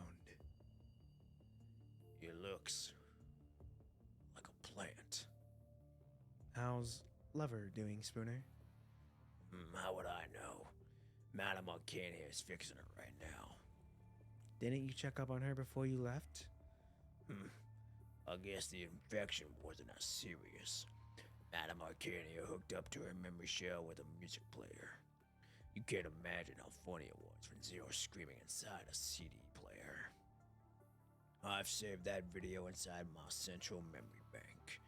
I'd hope she can consider the next time she's going to spill out nonsense. I don't think that'll threaten her. Data analysis of this area is complete. The composition is still unknown, and it contains a high concentration of punishing virus. Hatsumiya lifts a finger. Her fingertip projects a waterfall of data as she transfers it to Spooner. Whoa, this level of concentration. You're going to instantly devour anyone trapped inside. No screws spared. It's not difficult to imagine how hard Zero Gear got hit. Hatsumiya frowns slightly. Her system is retrieving the wireless signal that were sent and received nearby. What is this food? What this flood can do to humans and construct is catastrophic. We should also stay away from it. Hatsumiya watches the scarlet stream flowing past the plateau they are standing on. Red Tide. A fitting name. Hatsumiya turns around and looks Spooner in the eye. Humans have named it Humans have named it Red Tide. Objective updated. We are to investigate the red tide appearing around the Church of Machina. According to the analysis of its data, we determine its cause and threat level. You take west, I'll take east. Let's get going. All right. Be careful. So I guess this is right around chapter 5 or 6, I think. This is whenever we see the red tide for the first time.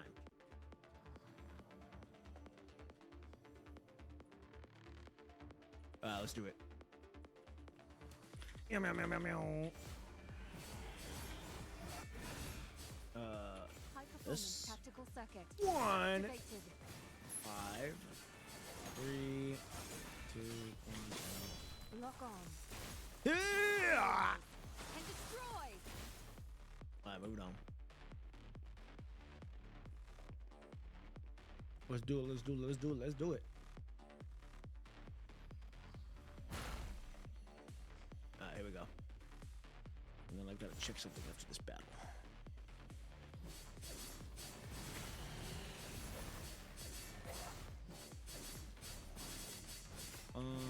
I need... Synchronization high performance tactical circuit. Activated. Come on.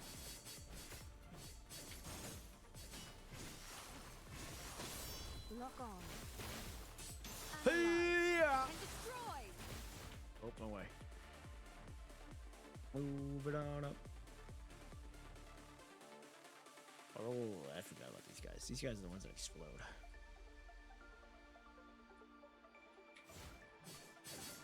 Tactical circuit fully operational. Fuck, I'm about to... Synchronization rate high performance tactical circuit. Activated. Unexpected incident Hey, occurred. what? Reanalyzing. Lock on. Analyze. And destroy. Well, damn. Where am I supposed to go from here? Proceed to another street. Oh, okay, we're going that way.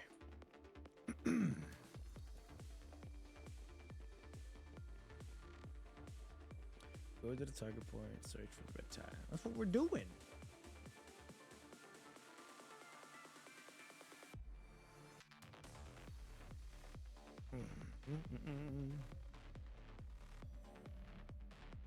All right, let's go.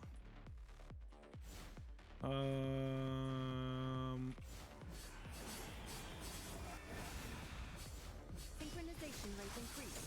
Attacking. High performance tactical circuit. Activated.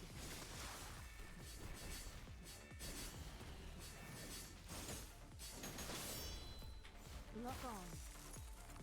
Analyze. Whop. And destroy. Nice. Order complete. Frame status. Normal.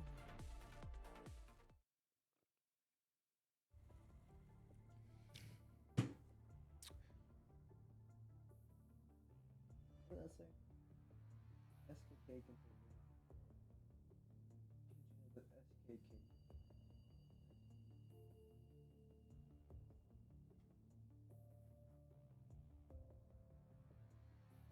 Wait, no SKK. I'm watching the on my queue. Now we have culture.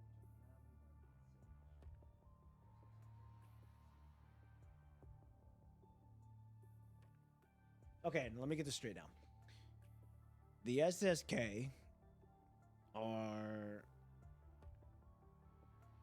the SSK the Ascendants? We know the Forsaken are by Watanabe. We know Kulong is by Q. And now we have the cult of Nanami by the Great Sage, which is Nanami. And then the ARU, which is, I think, us. And then Acadelic. Which one's Acadelic?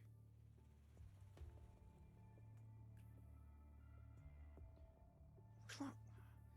Everyone else I know, it's the SSK and Acadelic that are fucking me up. I don't remember who they are. ALU, I'm almost positive it's us, which is Babylonia. And then Acadelic is... Which one is Acadelic?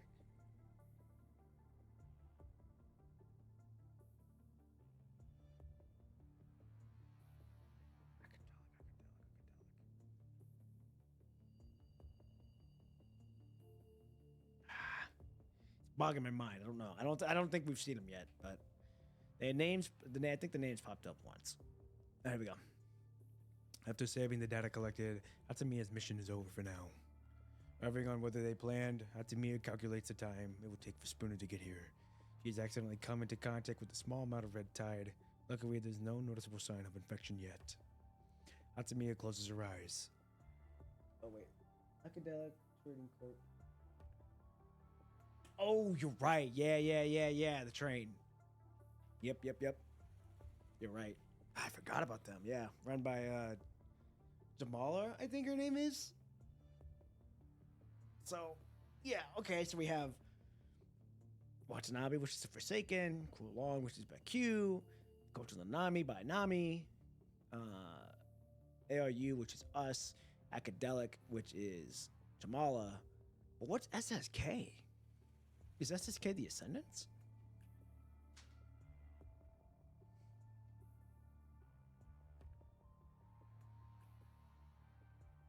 Oh, wait, the SSK is us? Oh, wait, we can take over the world very easily? Oh, you are right. Never mind. Now that I'm putting the pieces together, we basically could. I mean, we have a lot of powerful people. Now I know what you mean. The ALU is Babylonia. So, yeah, you're right. We have come in contact with Watanabe, we have come in contact with Q, we've come in contact with the Nami. We haven't come in contact with the actual Church of Machina, but we've come into contact with their leader.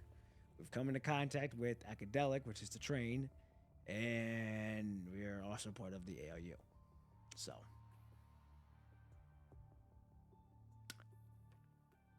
you are not wrong. You are not wrong. We could very well just, hey, all right, back it up. Oh, gee, see what I mean? See, this is why I need you people here. The ARU is the Forest Guards, led by Rosetta. You see what I mean? I need you guys to be able to keep me up on this. Now I know. Thank you for telling me that. ARU is the Forest Guards. Damn, there's a lot of factions in this game. And some that I haven't even seen yet. I'm sure there's a couple more that we haven't met yet, but damn, we have a lot of powerful allies. All right, here we go. Hatsumiya closes her eyes. System maintenance in progress. Neural log circuit operational. Memory drive status normal. Emotional simulator status offline. Environmental monitor status normal. Removing excess data. It's been a while since Hatsumiya joined the Church of Machina. As an organized, militarized group of machines, each church member performs their role adequately and diligently. However, Hacima slowly realizes that information is not entirely transparent between the church members. More precisely, Mother is the only one who knows what the Church of Machina is doing and where it is heading. Similar to Tagir, the Church of Machina's army, Hacima is just another cog in this machine. Many things have changed during her role as a cog. Chariot fell. Oh, you're right. Chariot did fell. I think I think Watanabe kicked his ass, if I'm not mistaken. The punishing virus evolved, and the church suffered greatly.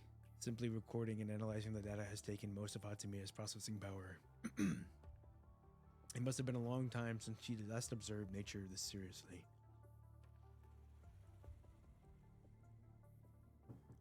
The sights before her now are so different from the scenery and her memory data. What would Nanami paint if she saw this? This question pops up in Hatsumiya's programming out of nowhere. Rerouting computer powder. Launching simulation sequence. Retrieving data. Simulation in progress. Answer unknown. Oh? I'm assuming it's a Spooner. Hacima. A quiet voice interrupts Hatsumiya's self-test.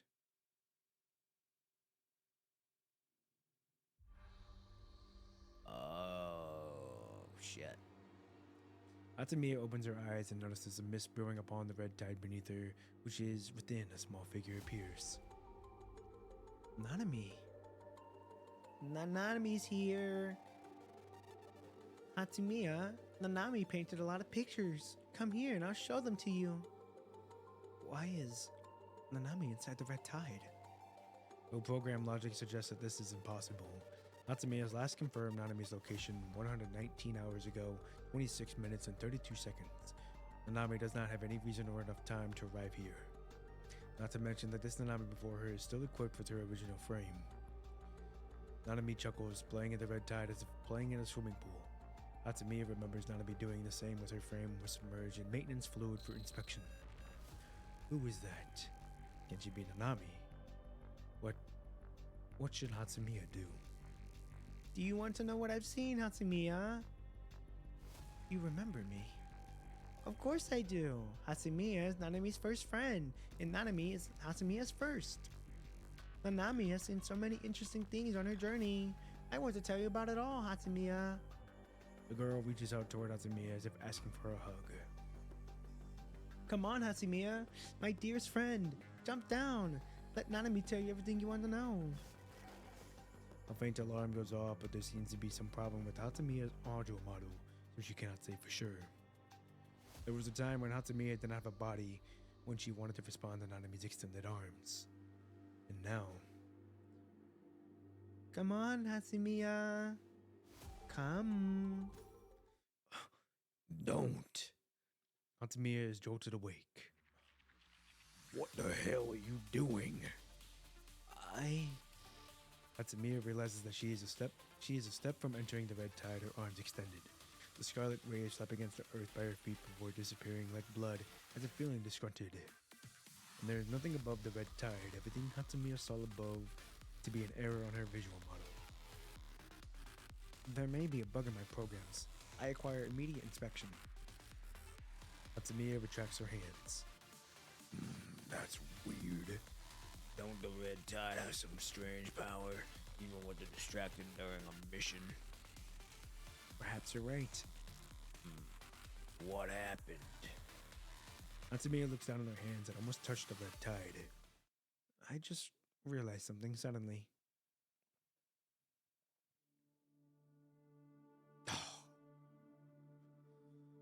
Damn! Oh man, Hatsumi, don't give me that look. Don't show that look. You look sad. Don't show me that look. You look so sad. And I don't want to see you sad. Despite having been performed her duty as an observer perfectly, something has gone wrong with Hatsimiya. She can no longer observe, record, and analyze as she once did, to calculate Nanami's behavior and motives. Hatsimiya knows where Nanami is and what she is doing, but the reason Nanami does them are incomprehensible. If the sky is no longer blue and the flowers no longer bloom, if the land is overwhelmed with the scent of death and blood, would the girl still be happy? Would she be sad? Or maybe angry? Yeah, we're gonna make more powerful. Yeah, no kidding. I believe we will meet some more powerful allies, and I can only imagine what we're gonna see. All right, here we go. Has something gone wrong with Hatsimiya's program? Or are her programs insufficient to support her duty? Hatsimiya once, for the first time in her life, she was activated. Hatsimiya wants to do something. She wants to know why she feels she is off course. She wants to know where this strange sensation comes from. She wants to know what went wrong. Discovering, investigating, analyzing, and solving problems. That is how Hacimiya kept her programs running. And this affected the red tide. For the first time, Hacimiya cannot decipher where the problem comes from.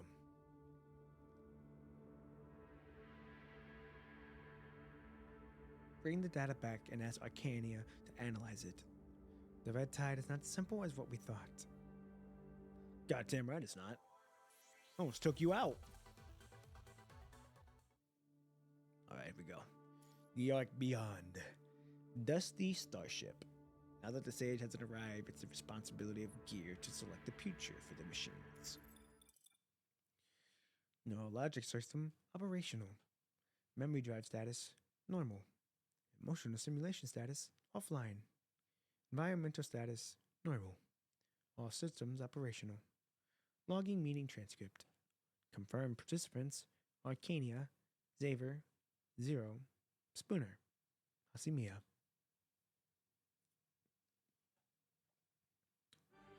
Arcania sits at the highest seat in the Church of Machina.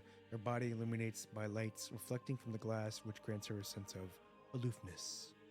Most of the key members of the Church of Machina have gathered here. After receiving data on the Red Tide from Hacima and Spooner, the simmering uneasiness of the Church of Machina tales grows increasingly pressure.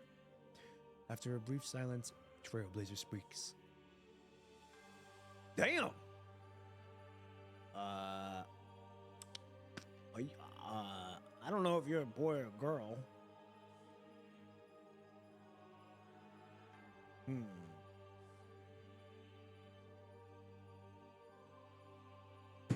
I'm gonna assume you're a girl just by how your shit looks.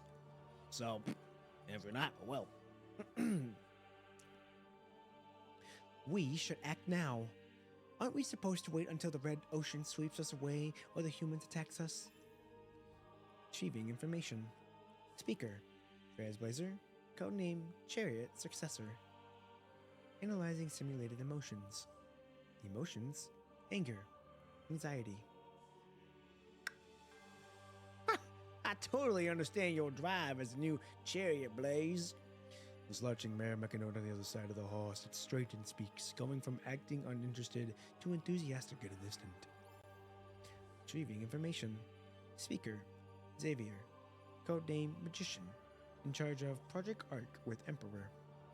Responsibility for maintenance and technological development for the Church of Machina. Analyzing simulated emotions. Emotions: overexcitement. Just take a look at Blaze, everybody. With masculine sense of curves. That's a dude? Okay, guess it's a dude. Good to know. He can move at lightning speed and pack punch a mighty punch that can tear apart the chaos itself. I personally polish every part I have a place for him. And this weapon too. Blaze, show him what my newest work. Blades that cut like solidified flame and shine like a star. Trailblazer holds up a weapon as Xavier speaks, supporting his passionate explanation. The home security system. How many gigabytes to update? Can't say for sure. Can't say for sure. Trailblazer. Center its curves, lightning speed, mighty punch. New record uploaded. Knock knock. Sorry I'm late. Is Xavier hawking his little toys again? Zero's voice comes out of the Golden Age music player on the floor that's shaped like a gramophone. Retrieving information. Speaker: Spooner, codename Death, responsible for constructions in the Church of Machina and occasional scouting missions. Analyzing simulated emotions. Emotions: joy. Sage won't suddenly appear if we keep waiting and do nothing. How about letting us prepare a grand welcoming ceremony? Didn't previously Chariot, get that thing? As long as we make good use of what we have here, we can simply take over the space garden and gift it to Sage. I figured it all out. I shall emerge from the sea of romantic rose petals, greeting Sage with my true love. Retrieving information. Speaker: Zero, codename Lover. The only key member who was awakened by Sage Machina's moral originally before pursuing the Church of Machina to become a member. Responsibility for running simulations regarding Sage Machina. Real-time analysis of simulated emotions failed. Everyone's working so hard. Thank you all for your contributions. Retrieving information. Speaker: Kenia, leader of Church Machina. Real-time analysis of simulated emotions failed. Chariot's sacrifice shall not be forgotten. Xavier has also given much to the Project Arc. The data Hacima and Spooner brought us tells us one fact. The situation on Earth is getting dire. Wander aimlessly and the resources of Church of Machina will grow more scarce until we are exposed to the humans. Only Sage Machina can port us to the correct way. But Zero was right about one thing. This is our opportunity to welcome Sage. This evolution of the punishing virus is drastically changing Babylonia. This is the weakest they've ever been, and this is our best chance to claim their data and resources. Humanity will end eventually, and as the future masters of this planet, we awaken machines we can't allow the resource humans plan to consume go to waste. If we act now, Sage will appear on that distant star. Arcania closes as her eyes gently, as if she has seen this played out in order in another dimension, her soft murmur sounding prophetic. Really? Xavier, the frigate. As the group turns to focus away from Trailblazer, Xavier, who is once again slumped on his chair, looks up. It was fixed a long time ago. If you could explain it to the group. Emperor should have been doing this. It should have been the one doing this. He's the best at ordering people around. We have our own disposed at the frigate from the Eden I tested vessel. An antique. Yeah, but I turned it around and I can't say it's better than what Babylonia is using, but it's competent in a fight. I've installed it at the latest. Xavier? Yeah. Since the frigate belongs to the same series of the ships from Babylonia, its identification code will get approved there. We can't stay connected for a while as long as we get past manual recognition. It might be an old frigate and its firepower may not be suitable for an epic battle. But then, is it really our only weapon, is it? Take me. How can I not be there if Sage is going to appear? I am the only one who can take on this mission. Trailblazer puffs out his chest and flings his arm around. We just have to shoot them down before them humans can do anything to us. Xavier shrugs, indicating that Trailblazer is right. What? You're punishing me because of that damn red water out there? Trailblazer is equipped with an optical camouflage shield. As long as the frigate can get within range of Babylonia, we can send them in to infiltrate their complex. Babylonia must have a firewall, right? Obviously, I prepared for that as well. You don't have to believe in fairies, but you don't have to believe in Xavier. The mechanoid proudly lifts his chin. I've made a simulation program to trick the Babylonia firewall. That assault of theirs, it doesn't last very long, but infiltrating Babylonia takes out a single precise strike. This is delicate work. The corner of Spooder's mouth twists slightly. Trailblazer here doesn't seem like someone who does delicate work. Hacima? Not expected to be named, Hacima, who has been silent the whole time, still responds immediately. Here. What do you think? With Trailblazer's sensual curves, lightning speed, and mighty punch, my analysis suggests that he is indeed the church's most powerful member. I agree that this is the most reasonable arrangement, given that the fact... Why did you ask her? Ask me. I want to go. Instill me into a toolbox and bring me along. I want to see Sage.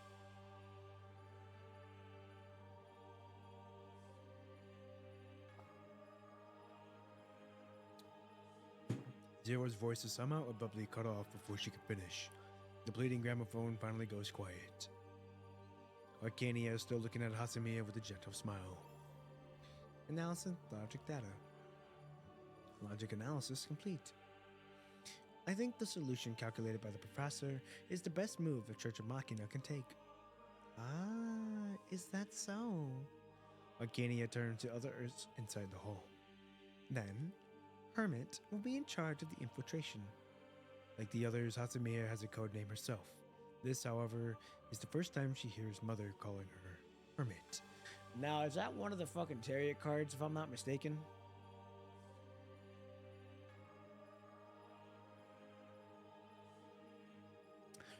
A symbol and wisdom of solitude, she pursues the truth in the dark. Hermit will certainly complete this mission exceptionally. Hacima. Understood, Mother. I have no objections. Mother stands up, fully bathing herself in the light. She opens her arms gently as if trying to hug all of her children in the Church of Machina. Children, I hear it. The moon is crying, star is singing, and sun is hurrying towards us. World will soon fall asleep. But before that, let us bring this lost fool home from her journey. So they're getting ready to fucking beat the fuck out of Babylonia. Interesting. What does that say? Also, don't forget to do Hatsunia's love story. Oh, does it really?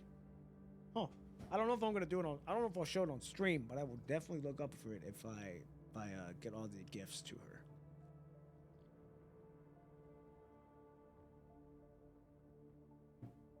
All right, here we go. Episode 12, Mechanoid's Choice. Crazy scene. Crazy fucking scene. The frigate has successfully crossed the stratosphere. We've reached the requisite height, beginning stealth approach toward Babylonia. Reporting the status of the frigate, Hacima sees the lone, glistening star that shares the night sky with Earth. Babylonia, the target of Church of Machina. It's your dear Xavier speaking. How are the optical camouflage and radiation damper I added to the old girl holding up? They're holding up well. Depletion of their lift is less than 5%. Cloaking has not been affected. Wonderful, wonderful. How's our Blaze doing? Hacima turns towards Trailblazer, who is standing at the front of the frigate, staring at Babylonia with his arms crossed, looking unperturbed. Don't worry about me. As Chariot, I use this body to forge the path of our future for my kin. I certainly do trust you. After all, you're my second best work. My best work, of course, will always be my next one. Right, and don't forget, Chariot. If you see a trinket with the model number BMP or BPM MAX-965, be sure to nab me some. It might be old, but that is the real deal. I hope we find some worthy opponents in Babylonia. Only then will it be worthy of a frontal assault. Well, this is it. Comms will go out once you enter stealth mode. Not a scratch, alright? You'll break my heart otherwise. Do me well, Trailblazer, and do me well, Hermit. Hacima and Trailblazer nod solemnly, and the transmission from the Church of Machina ends. Hacima, are you afraid? Hacima is not sure why he would ask something like that. She does not recall speaking to this mechanoid before. Self-test complete. I haven't discovered any emotion similar to fear. Their success rate is operation at 90 or 89.7%, but our survival rate is less than 50%. I might not fear death, but you're different, aren't you? I become stronger to seek the awakening, which is why I desperately want to fight in Sage. If I don't survive, I'm simply not strong enough. To the rest of us, Sage is our only truth. But you're not like me.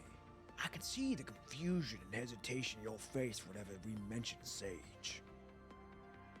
Are you questioning my loyalty?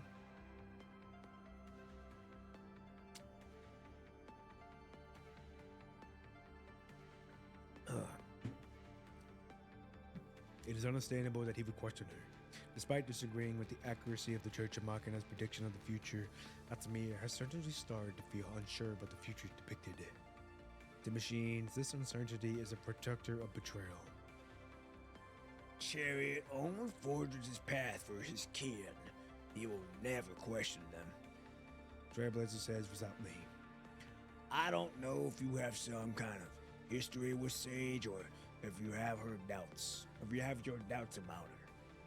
But I believe your doubts will vanish the moment you see her with your own eyes. Like casting a stone onto water, Trailblazer's words create ripples in Hatsamiya's heart. Hatsamiya can no longer predict Nanami's actions like she once did. Now Nanami is a stranger instead of someone familiar. Nanami's actions, plans, and reasons. Hatsamiya will save her questions and uncertainty for the moment they meet again. Sometimes fear doesn't stem from the loss but regrets. That's something I heard from Xavier. He said it 2,484 hours, 46 minutes, and 25 seconds ago. After his proposal, I installed 12 combined heat cannons to the hollow on Mother's back was rejected. Sure, it would have increased Master Arcania's battle prowess significantly, but I'm sure she had her infallible reasons. After all, she is the leader of the church, only second to Sage. You're right. Also, those who survived the war were those who feared. You can't take my fear as well. Chariot has no use for it. Thank you. As the bridge gate sails on, they soon enter the proximity of Babylonia where they begin their infiltration. Let's proceed as planned. I'll keep you guarded, but the moment you consider the infiltration has failed, I'll uncloak and forget and launch an attack on Babylonia. Hatsamiya nods, closing her eyes, rerouting even the computing power of her visual model to hack the Babylonia network. External transmission request unregistered. Warning. Connection decline. Terminating transmission. Their defense is solid. If we try to infiltrate them with only our logic programs, it'll take more than 153,249 hours if we use the computing power of every Church of Machina's member. Holy shit. Hacking Consult, Babylonia's administrative system, is basically impossible unless it's done by a similar powerful super AI. This is a door that cannot be unlocked without a key. As the ship from Babylonia, this frigate naturally comes from a corresponding program key. Transmitting identification code. Inspecting identification code. Accessing cleared granted. Clearance level high. As advanced as their program may be, machine logic is ultimately this simple. Even as their enemy, Hacima will be accepted as long as she fits the requirement. On the contrary, with those good intentions, she can still be rejected mercilessly. Whether I am alive, or something perhaps only she can answer. The ones who have given her everything is the one she calls Nanami. She needs to find Nanami. But she is not sure what to do once she finds Nanami. Maybe she wants to play the game of questions with Nanami once again like they once did, asking and answering each other until the end of time. For now, she must complete her mission for the Church of Machina, to protect her kin and to reunite with Nanami one day, even if it means she has to hurt the humans she once had to protect. That's fucking tough. Login successful. Beginning transmission. Hatsamiya's consciousness slowly becomes digital data entering Gasalt. Beginning infiltration. Make the objective. Locate the key of Babylonia design and search for a future for machines. Now, I'm assuming this is like almost damn near present.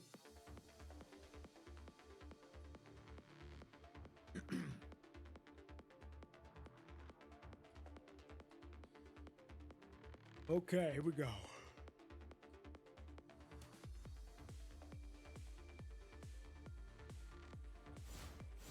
High performance Yeah. tactical circuit activated.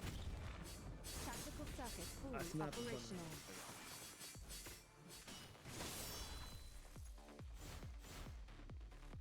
Hurry, hurry, hurry, hurry. Damn it, I get to use my own.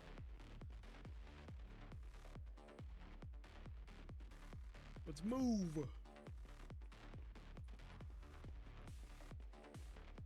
Come on. I am Speedy Gonzalez.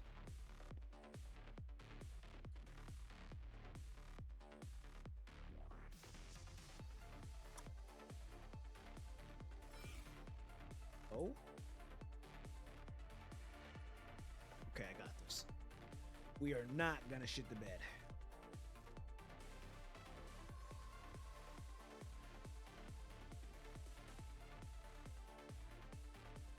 Can't see that. going in sneaky beaky like.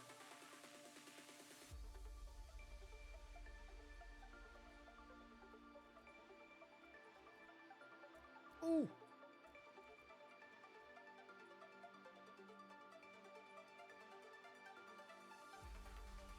Come on. Now this makes me wonder of like, I really want to know where we're at because I know we're in Babylonia last time we checked.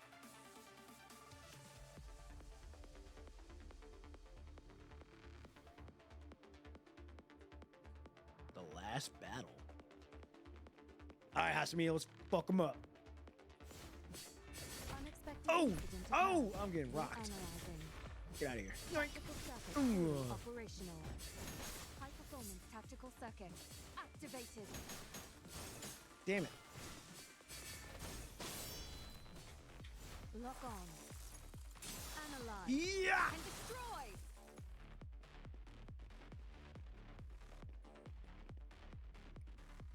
Order complete.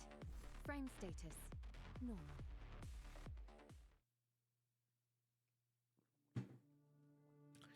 Hacima stands silently in the turbulent data center. Even if it's only one of the consort's many data hubs, it is still far more complicated than every book and every file Hacima has read combined. If possible, she is more than happy to stay here forever going through all the record data, but she has more important mission right now, so she immediately begins her search. Watching the massive data streams, Hacima is once again in awe of how powerful the super AI Consult is. But even Consult was created by humans, who the Church of Machina regards as worthless. Are we really more advanced beings? Machines have nearly infinite rationality, undying bodies, and far more computing power than humans. But if that is the case, why are they searching for the awakened? What do machines need to awaken as? Hacima knows that the awakened machines are no longer need to fear the punishing virus, but she thinks there is more to awakening than that. Going through the countless data, nothing is able to answer Hacima. Perhaps it is impossible for humans to contemplate a thinking machine. Search complete. Target file is here. A data folder blinking blue is extracted. Within the folder is the starship design of the Church of Machina is hoping to find. But the folder suddenly disappeared the moment Hacima reaches out to retrieve it, and the virtual world around crumbles into nothingness afterward, leaving Hacima alone in the dark. Hacima realizes that she is exposed right away and she moves to a fighting stance, even though she knows there is no way she can defeat the super AI Consult in the digital world. But Consult attacked have not arrived. All she can hear is a surrounding white noise throbbing. Hello, MPA01, or I believe it to be Hacima now, correct? The white noise merges into a chilling female voice. Hacima is certain that it is Consult speaking. Correct. And what should I call you? Following her tactical circuit, Hacima looks around as she speaks, stalling for time, hoping to find a way out of here, or at least find a way to send the powers back, even if it means destruction of Hatsimia's mind. Names are meaningless here to me. Humans call me Consult, but you can give me a nickname if you want, as the one called Nanami did. Hacima stares into the void in disbelief. The name of the person she has been searching for just came out of nowhere like this. You know Nanami. Where is she right now? Unusual motion fluctuations detected. Your program is unfairly stable. A far cry from your original design. Only then does Hacima realize that the super AI knows not just Nanami, but also Hatsimia's original identification code. All information on her origin should have already been destroyed, which leaves one possibility. Are you my original designer? A reasonable guess, but no. You were still designed by humans, but I was the one who led the machine consciousness experiment. Wait a minute, what? Machine consciousness. So Nanami was indeed your test subject. What was your goal? A small correction. Nanami wasn't our only test subject. You, Hacima, were the other subject true to existence of machine's consciousness. Hatsimia's word halts for a brief moment while Hatsimia's word halts for a brief moment while from consult few words. I was a septuagint too? Back in the Golden Age, humans believed that the biggest threat was the machines and their growing intelligence. They worried that machines would surpass humanity one day and started a war that humans could not win. Therefore, they required an example of how a machine would think, how it would react to other machines, and how it would react to humans once it achieved self-awareness. A projection of Nanami appears before Hacima, the first time she sees what Nanami looks like now. Despite the changes, Hacima still recognizes the girl from before. Nanami. Nanami is what the experiment wanted to achieve. The machine's love is freed from the shackles of programming. Kindness and affection from humans have paved the way to the future for machines. A large spread out data and profiles appear before Hacima, including information about the female researcher who gave Hacima her body. Although the experiment was cut short due to the punishing virus, Nanami still managed to trigger the machine's awakening. Now that she knows what her duty is, I believe more mechanoids will soon be awakened. What about the humans? What will happen to them? No matter how many simulations I have done, humanity's extinction in the future cannot be prevented. Humankind as a species is eminently flawed. As a mechanoid, Hacima knows that the simulated futures from someone like Assault are hardly wrong. But Assault hesitates for a while before continuing. Abnormal behavior from a super AI and her boundless real-time computing power. The one called Nanami is still unwilling to give up on her search for an impossible future. I mean, can you blame her? Slightly surprised, Hacima soon reaches out toward Nanami's projection with a smile she isn't even aware of, tracing Nanami's face like countless times she wanted to in the past. It does sound like the foolhardy option Nanami would choose. Then what would you choose, MPA-01, Hacima? Is this the last step of the experiment? What would I choose? Hacima has never thought about that. It seems that she has never considered herself a factor in determining humanity's future. A machine's love is freed from the shackles of programming. Kindness and affection from humans have paved the path for the future for machines. Nanami has already begun the adventure to the future she wants. What should someone who has been searching for Nanami do then? If the punishing virus never showed up, what would the future of machines and humans have been? And how do these who cannot see the future light the path ahead? This is something a machine who only imitates cannot feel. Experimenting humanity in entirety, then make your own choice. You've been observing from the side. What will you choose? Sage Machina isn't the only one who can choose. The choices you make can also change. Will you change them? Who gives machines meaning after humans are gone? Humans or machines? Their fruition began with nothing. Machines have been following in humanity's footsteps, whether it is Project Arc or other decisions. I don't understand. The choices humans make in the shape their experiences. Their past experiences are what make them unique. Will machines be affected by different experiences? These are not questions proposed by Hacima, but old data stored in her memory drive from a long, long time ago. Somehow, they are surfacing at the front of her mind right now. Let me think. How should I explain it to you? The human's voice is so gentle that Hacima finds it familiar. That is how parents sound when their infant child is still learning to speak, gently and lovingly. They introduce their child into the world. That child would reach out for them, swaying cradle, trying to grab the crib movable above. The toys dance in the air like butterflies as if they are trying to break free, somehow to somewhere higher and further away. For example, when you see butterflies, the first thing that comes to your mind wouldn't just be their classification. You would recognize them as living things, lives.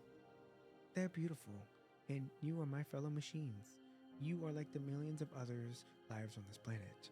They are also extraordinary and beautiful. I can summarize how humans define beauty. I cannot identify what beauty is. One day you will be able to do it. I am special, and I'm also ordinary. Machines and humans are both alive. They are both beautiful in their own way. Humans love us, and machines learn to love humans and to each other. The great-haired girl appears in Hatsamiya's memories time and time again. Hatsamiya knows not the girl is not if not Hatsamiya knows not if the girl is the answer, but she has never wanted to see Nanami in such a she's never wanted to see Nanami as much as she does now, sharing everything she has understood. That urge has transcended her logic calculation and data analysis. Perhaps it should be called a soul. The blue folder emerges into the void once more. Hatsamiya can touch it if she reaches out. Your choice will determine the future. Ooh, what you mean by that? Hatsamiya looks up, smiling at the gentle blue glow. No, the future is determined by everyone else's choices. So, Hatsamiya reaches out, making a choice of her own. And that choice is...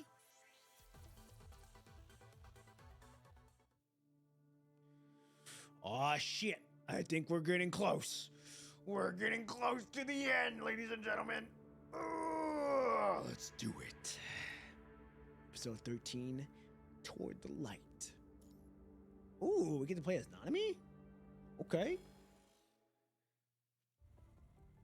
Without the researchers' hard work, the Science Council's second department laboratory appears emptier than usual, which makes the two female figures inside all the more out of place. The slightly older woman nods and smiles, placing her hand on the desk, and the Queen of the Night projected above slowly dissipates. Okay. Back now to present time. Here we go. So this is where all lines. And we got fucking Ishmael. is that what you want? Despite phrasing it as a question, Ishmael sounds less like asking and more like stating a known fact.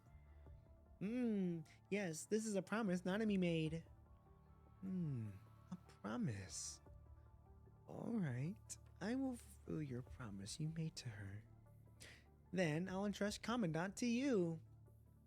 Nanami stopped smiling. She places her hands before her chest, having made up her mind. Nanami has something very important to do. What do you mean by you're gonna leave the Commandant up to us? Trailblazer still stands at the front of the frigate, his expression hidden as he stares at Babylonia, which seems to be an arm's length away. It has been 300 seconds since Hacima invaded Babylonia. He glances at the side where Hacima is safely placed, her consciousness still deeply engaged in the infiltration. According to the battle protocols of Project Arct, Hatsamiya's infiltration is considered a failure. Setting course for Babylonia complete. If I don't return in 1800 seconds, the frigate will crash into Babylonia. Our operation might have failed, but at least we can strike a heavy blow to the humans buying the church enough time to launch another wave of attacks. With that, Trailblazer ignites his thrusters, its blinding flame separating him from the frigate's artificial gravity. He begins to hover, and his laser blade generators start to glow brightly. Entering the next phase of Project Arct, this is Chariot, Trailblazer, launching an assault on Babylonia. At this moment, the alarm in the frigate starts blaring. The system shows an object flying toward the ship at incredible speed. So, the Babylonians have escorted us first. Beginning intercept. The frigate flies at anti-ballistic missiles, but the Age defense system struggles to hit the glowing object flying at the speed of a shooting star and accelerating still. So this is where we are catching up to the fall. Oh, okay, I see now. Okay. I was gonna say, they're kind of intertwined at the same time, so. Shit. This is gonna hit us. There's no dodging it. Brace for impact. Ooh! The shooting stars pierce the outer layer as the frigate crashing directly on the deck. Trailblazer stares at the uninvited guest and finds a mech that rivals him in size, on top of which sits a young girl. Damn, that's as tall as her. There's no information on a construct like you in the database of Babylonia. You are no construct. You are a machine like us. The girl before her does not attack. She jumps down on a mech, her gaze landing on Hacima in the distance. Hacima, the Church of Machina is still lost on its wrong path, just like what I saw in the future. If we don't change the future, machines and humans will remain enemies. They'll never end up as friends. The girl looks unbelievably desolate. It is unfathomable to Trailblazer. Friends? We're humans? If you're one of us, then you know that humans have never treated us as equals. Machines are only their tools to a mean to an end.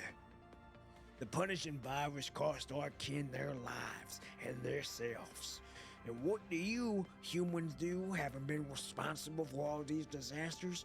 They slaughter us like monsters. The girl does not refute him. Instead, she nods solemnly.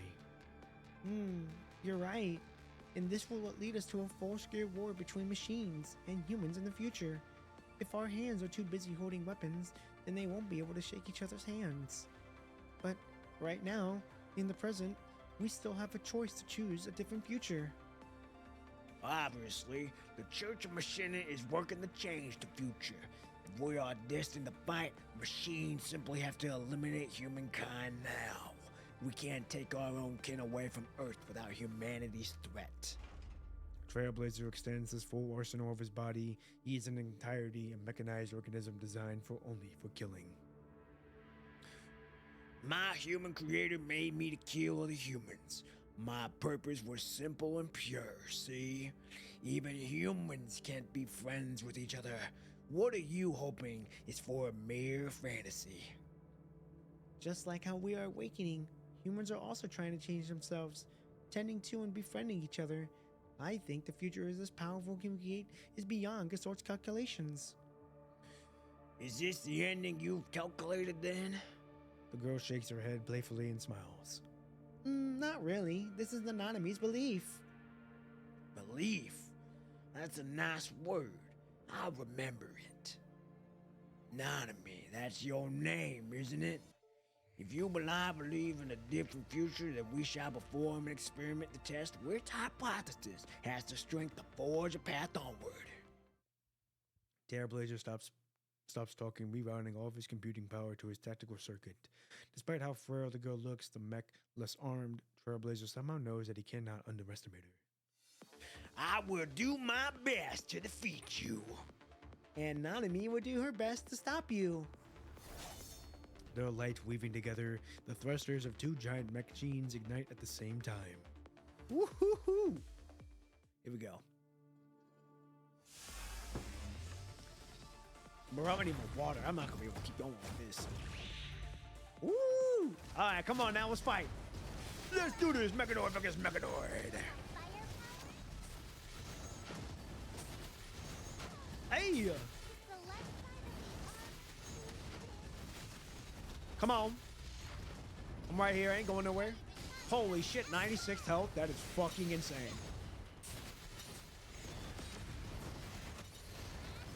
Come on. Let's work.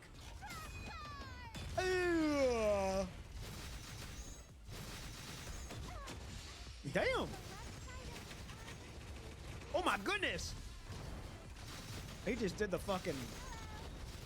He just did the Midoriya fucking punches.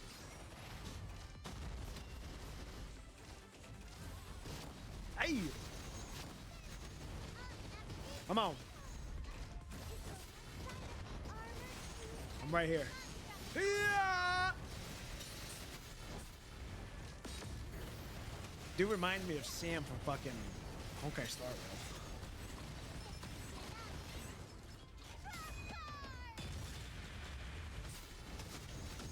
Ooh, damn! 3-hit combo like, oh, it was a 4-hit combo.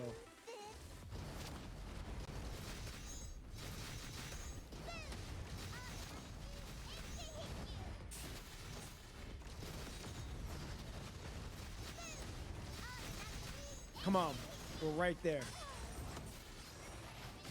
Come on.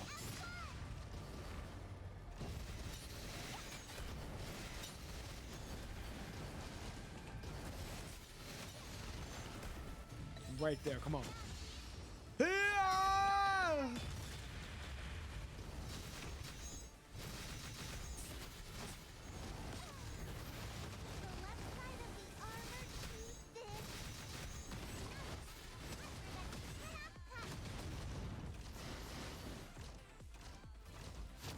Dude, the music is going crazy.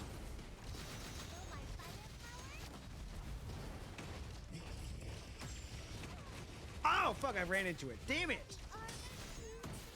Oh, and I got countered? That's fucking wild.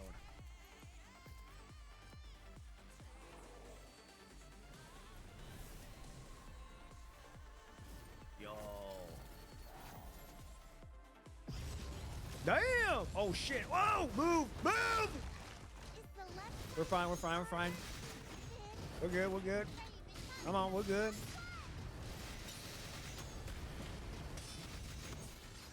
We got counted, fuck. Oh, I'm not dead yet, boy. I'm right here.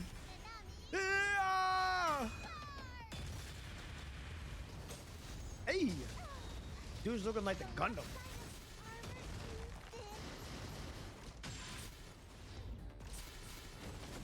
Can I block?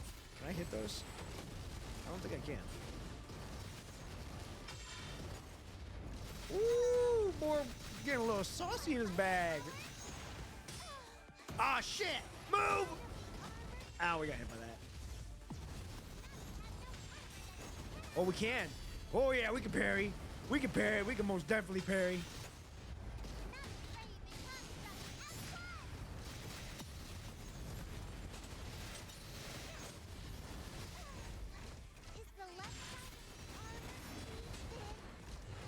Damn! Come on, jump down. Right here. Right here. What was that delay? I'm right here. I ain't going nowhere. I ain't going nowhere. Oh, I'm not going nowhere. 264 the dream.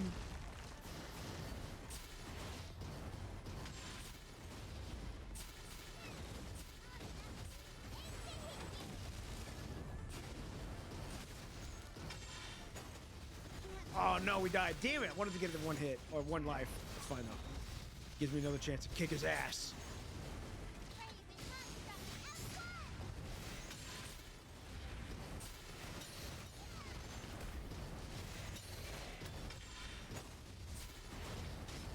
Dude, this fight is fucking awesome, dude. Two Megadords going at it. I'm right here. I ain't going nowhere. Finishing move. Yeah! Oh, you ain't dead. Right there, motherfucker, get parried. Come on. I got parried myself. Hey. Dude, that was such a good fight. Trailblazer has never thought he could be subdued. His frame and armaments should be superior to his opponents statistically. But the attack that hit the floor the first time had been dodged and repositioned by Nanami at unexpected and unbelievable angles surprisingly. There is no tactical circuit that can provide solutions like that. Oh, how? We cannot defeat Nanami now. Project Arc is doomed to fail, and the hope of his kin placed upon him will be all for naught. For the first time, Trailblazer disables the tactical circuit, relying solely on himself. Taking the brunt of the missile attack from Nanami's mech, Trailblazer charges in recklessly, fighting getting in close to Nanami. His laser blade clashes with her burning chainsaw, illuminating the entire universe. Nanami has to win for humans and machines. Ooh, yo, dude, that was sick. Her words seem to carry actual strength. Trailblazer prided physical prowess is being overcome, and by her rutting chainsaw shines even brighter than the blades of light. His tactical circuit reacts constant alarm, warning him of the dangerous situation. Chariot must forge a path for his kin. Trailblazer reaches out and holds on to Nanami's mech tightly, the blaze ember on his chest beginning to gather all of his energy.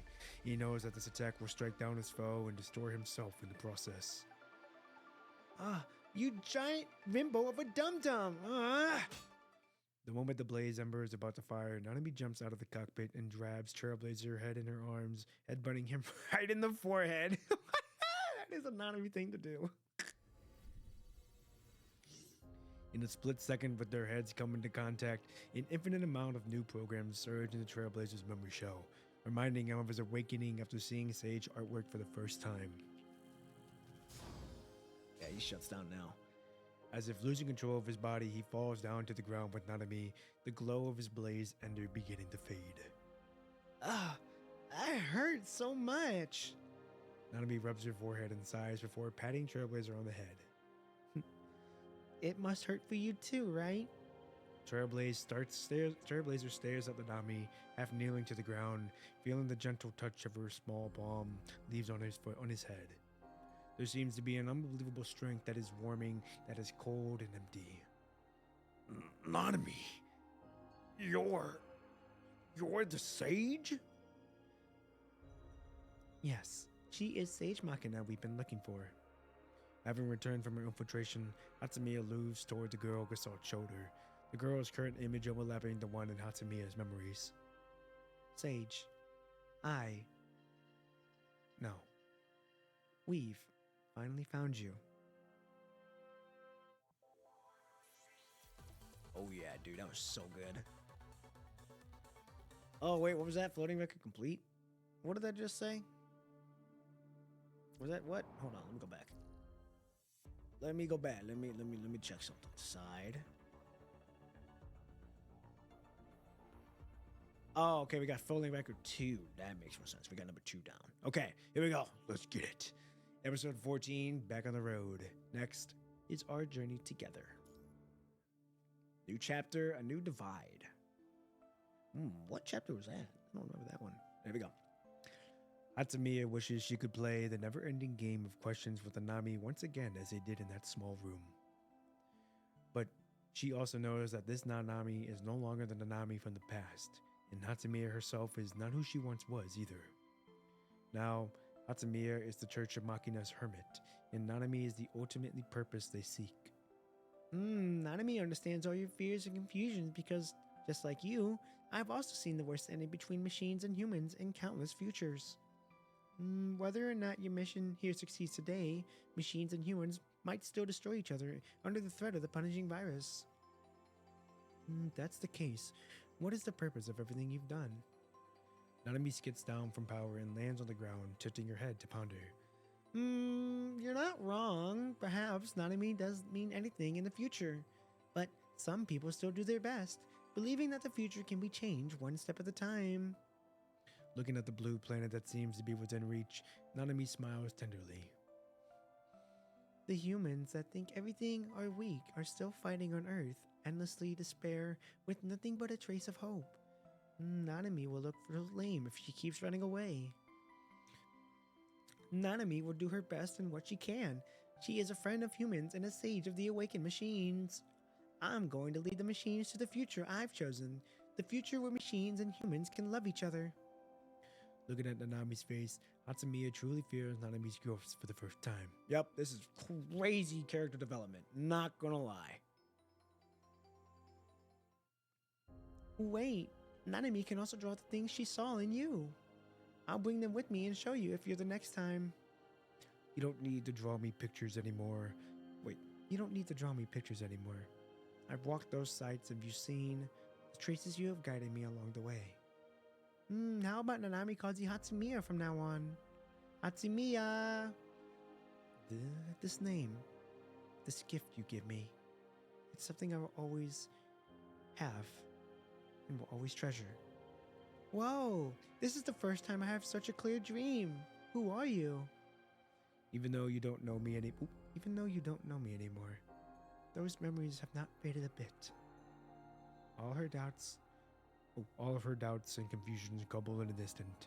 Hatsamiya finally understands why she be resisting the correct future.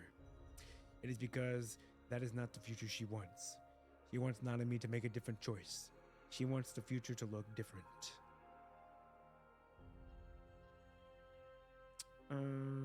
Nanami is what the experiment wanted to. Oh wait, nope. Nanami is what the experiment wanted to achieve. A machine's love is freed from the shackles of programming. Kindness and affection from humans who have paved a path to the future for machines. But who is she a shackle Nanami once again? All the things she wanted to say plunged back into the dark pond. Nanami is still the girl Hatsamiya remembers, but she is also the sage machina every machine follows. Sage, I will stay by your side no matter what you choose. Always. God damn, dude, what a fucking, woohoo! Whoa, what a fucking art. It's so different from the other ones. Dude, that looks good. Damn. Dude, the artwork is so clean. And this is only still building up. Yeah. Damn, that is fucking wild that it's still building up. I'm excited though. Let me lock in. Nanami smiles, extending a hand toward Hacimiya. In that case, nice to meet you, Hacimiya and Laser. Am I Laser? You remember my name? Mm-hmm. You're Nanami's friend, Hacimiya. Even though Nanami's memories of Hacimiya from the past have been erased, Nanami remembers her from the future when they became friends. Perhaps it is a coincidence, a bug in the infinite calculations, but Nanami and Hacimiya will always become friends regardless of which future comes true. Right. Hacimiya is Nanami's friend. Hacimiya clutches Nanami's hand. This is her first promise to herself. But one of her infinite identical promises in the infinite timelines, she will always become Nanami's friend.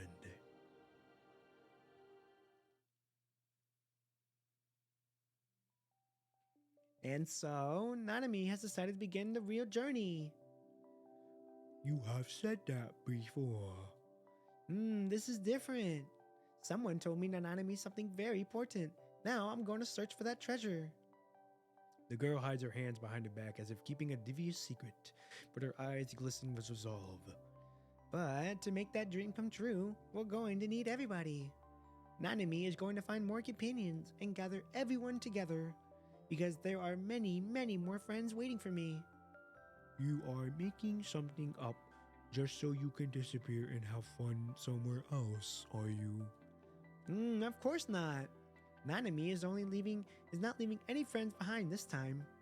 Martin, Orsachi, Hatsumi, Laser, and all the lost children. Nanami will bring them home. Locate data from Nanami. Confirmed. Then let's go. My new adventure party. The many incomplete graffiti gather here, and together they form one complete picture.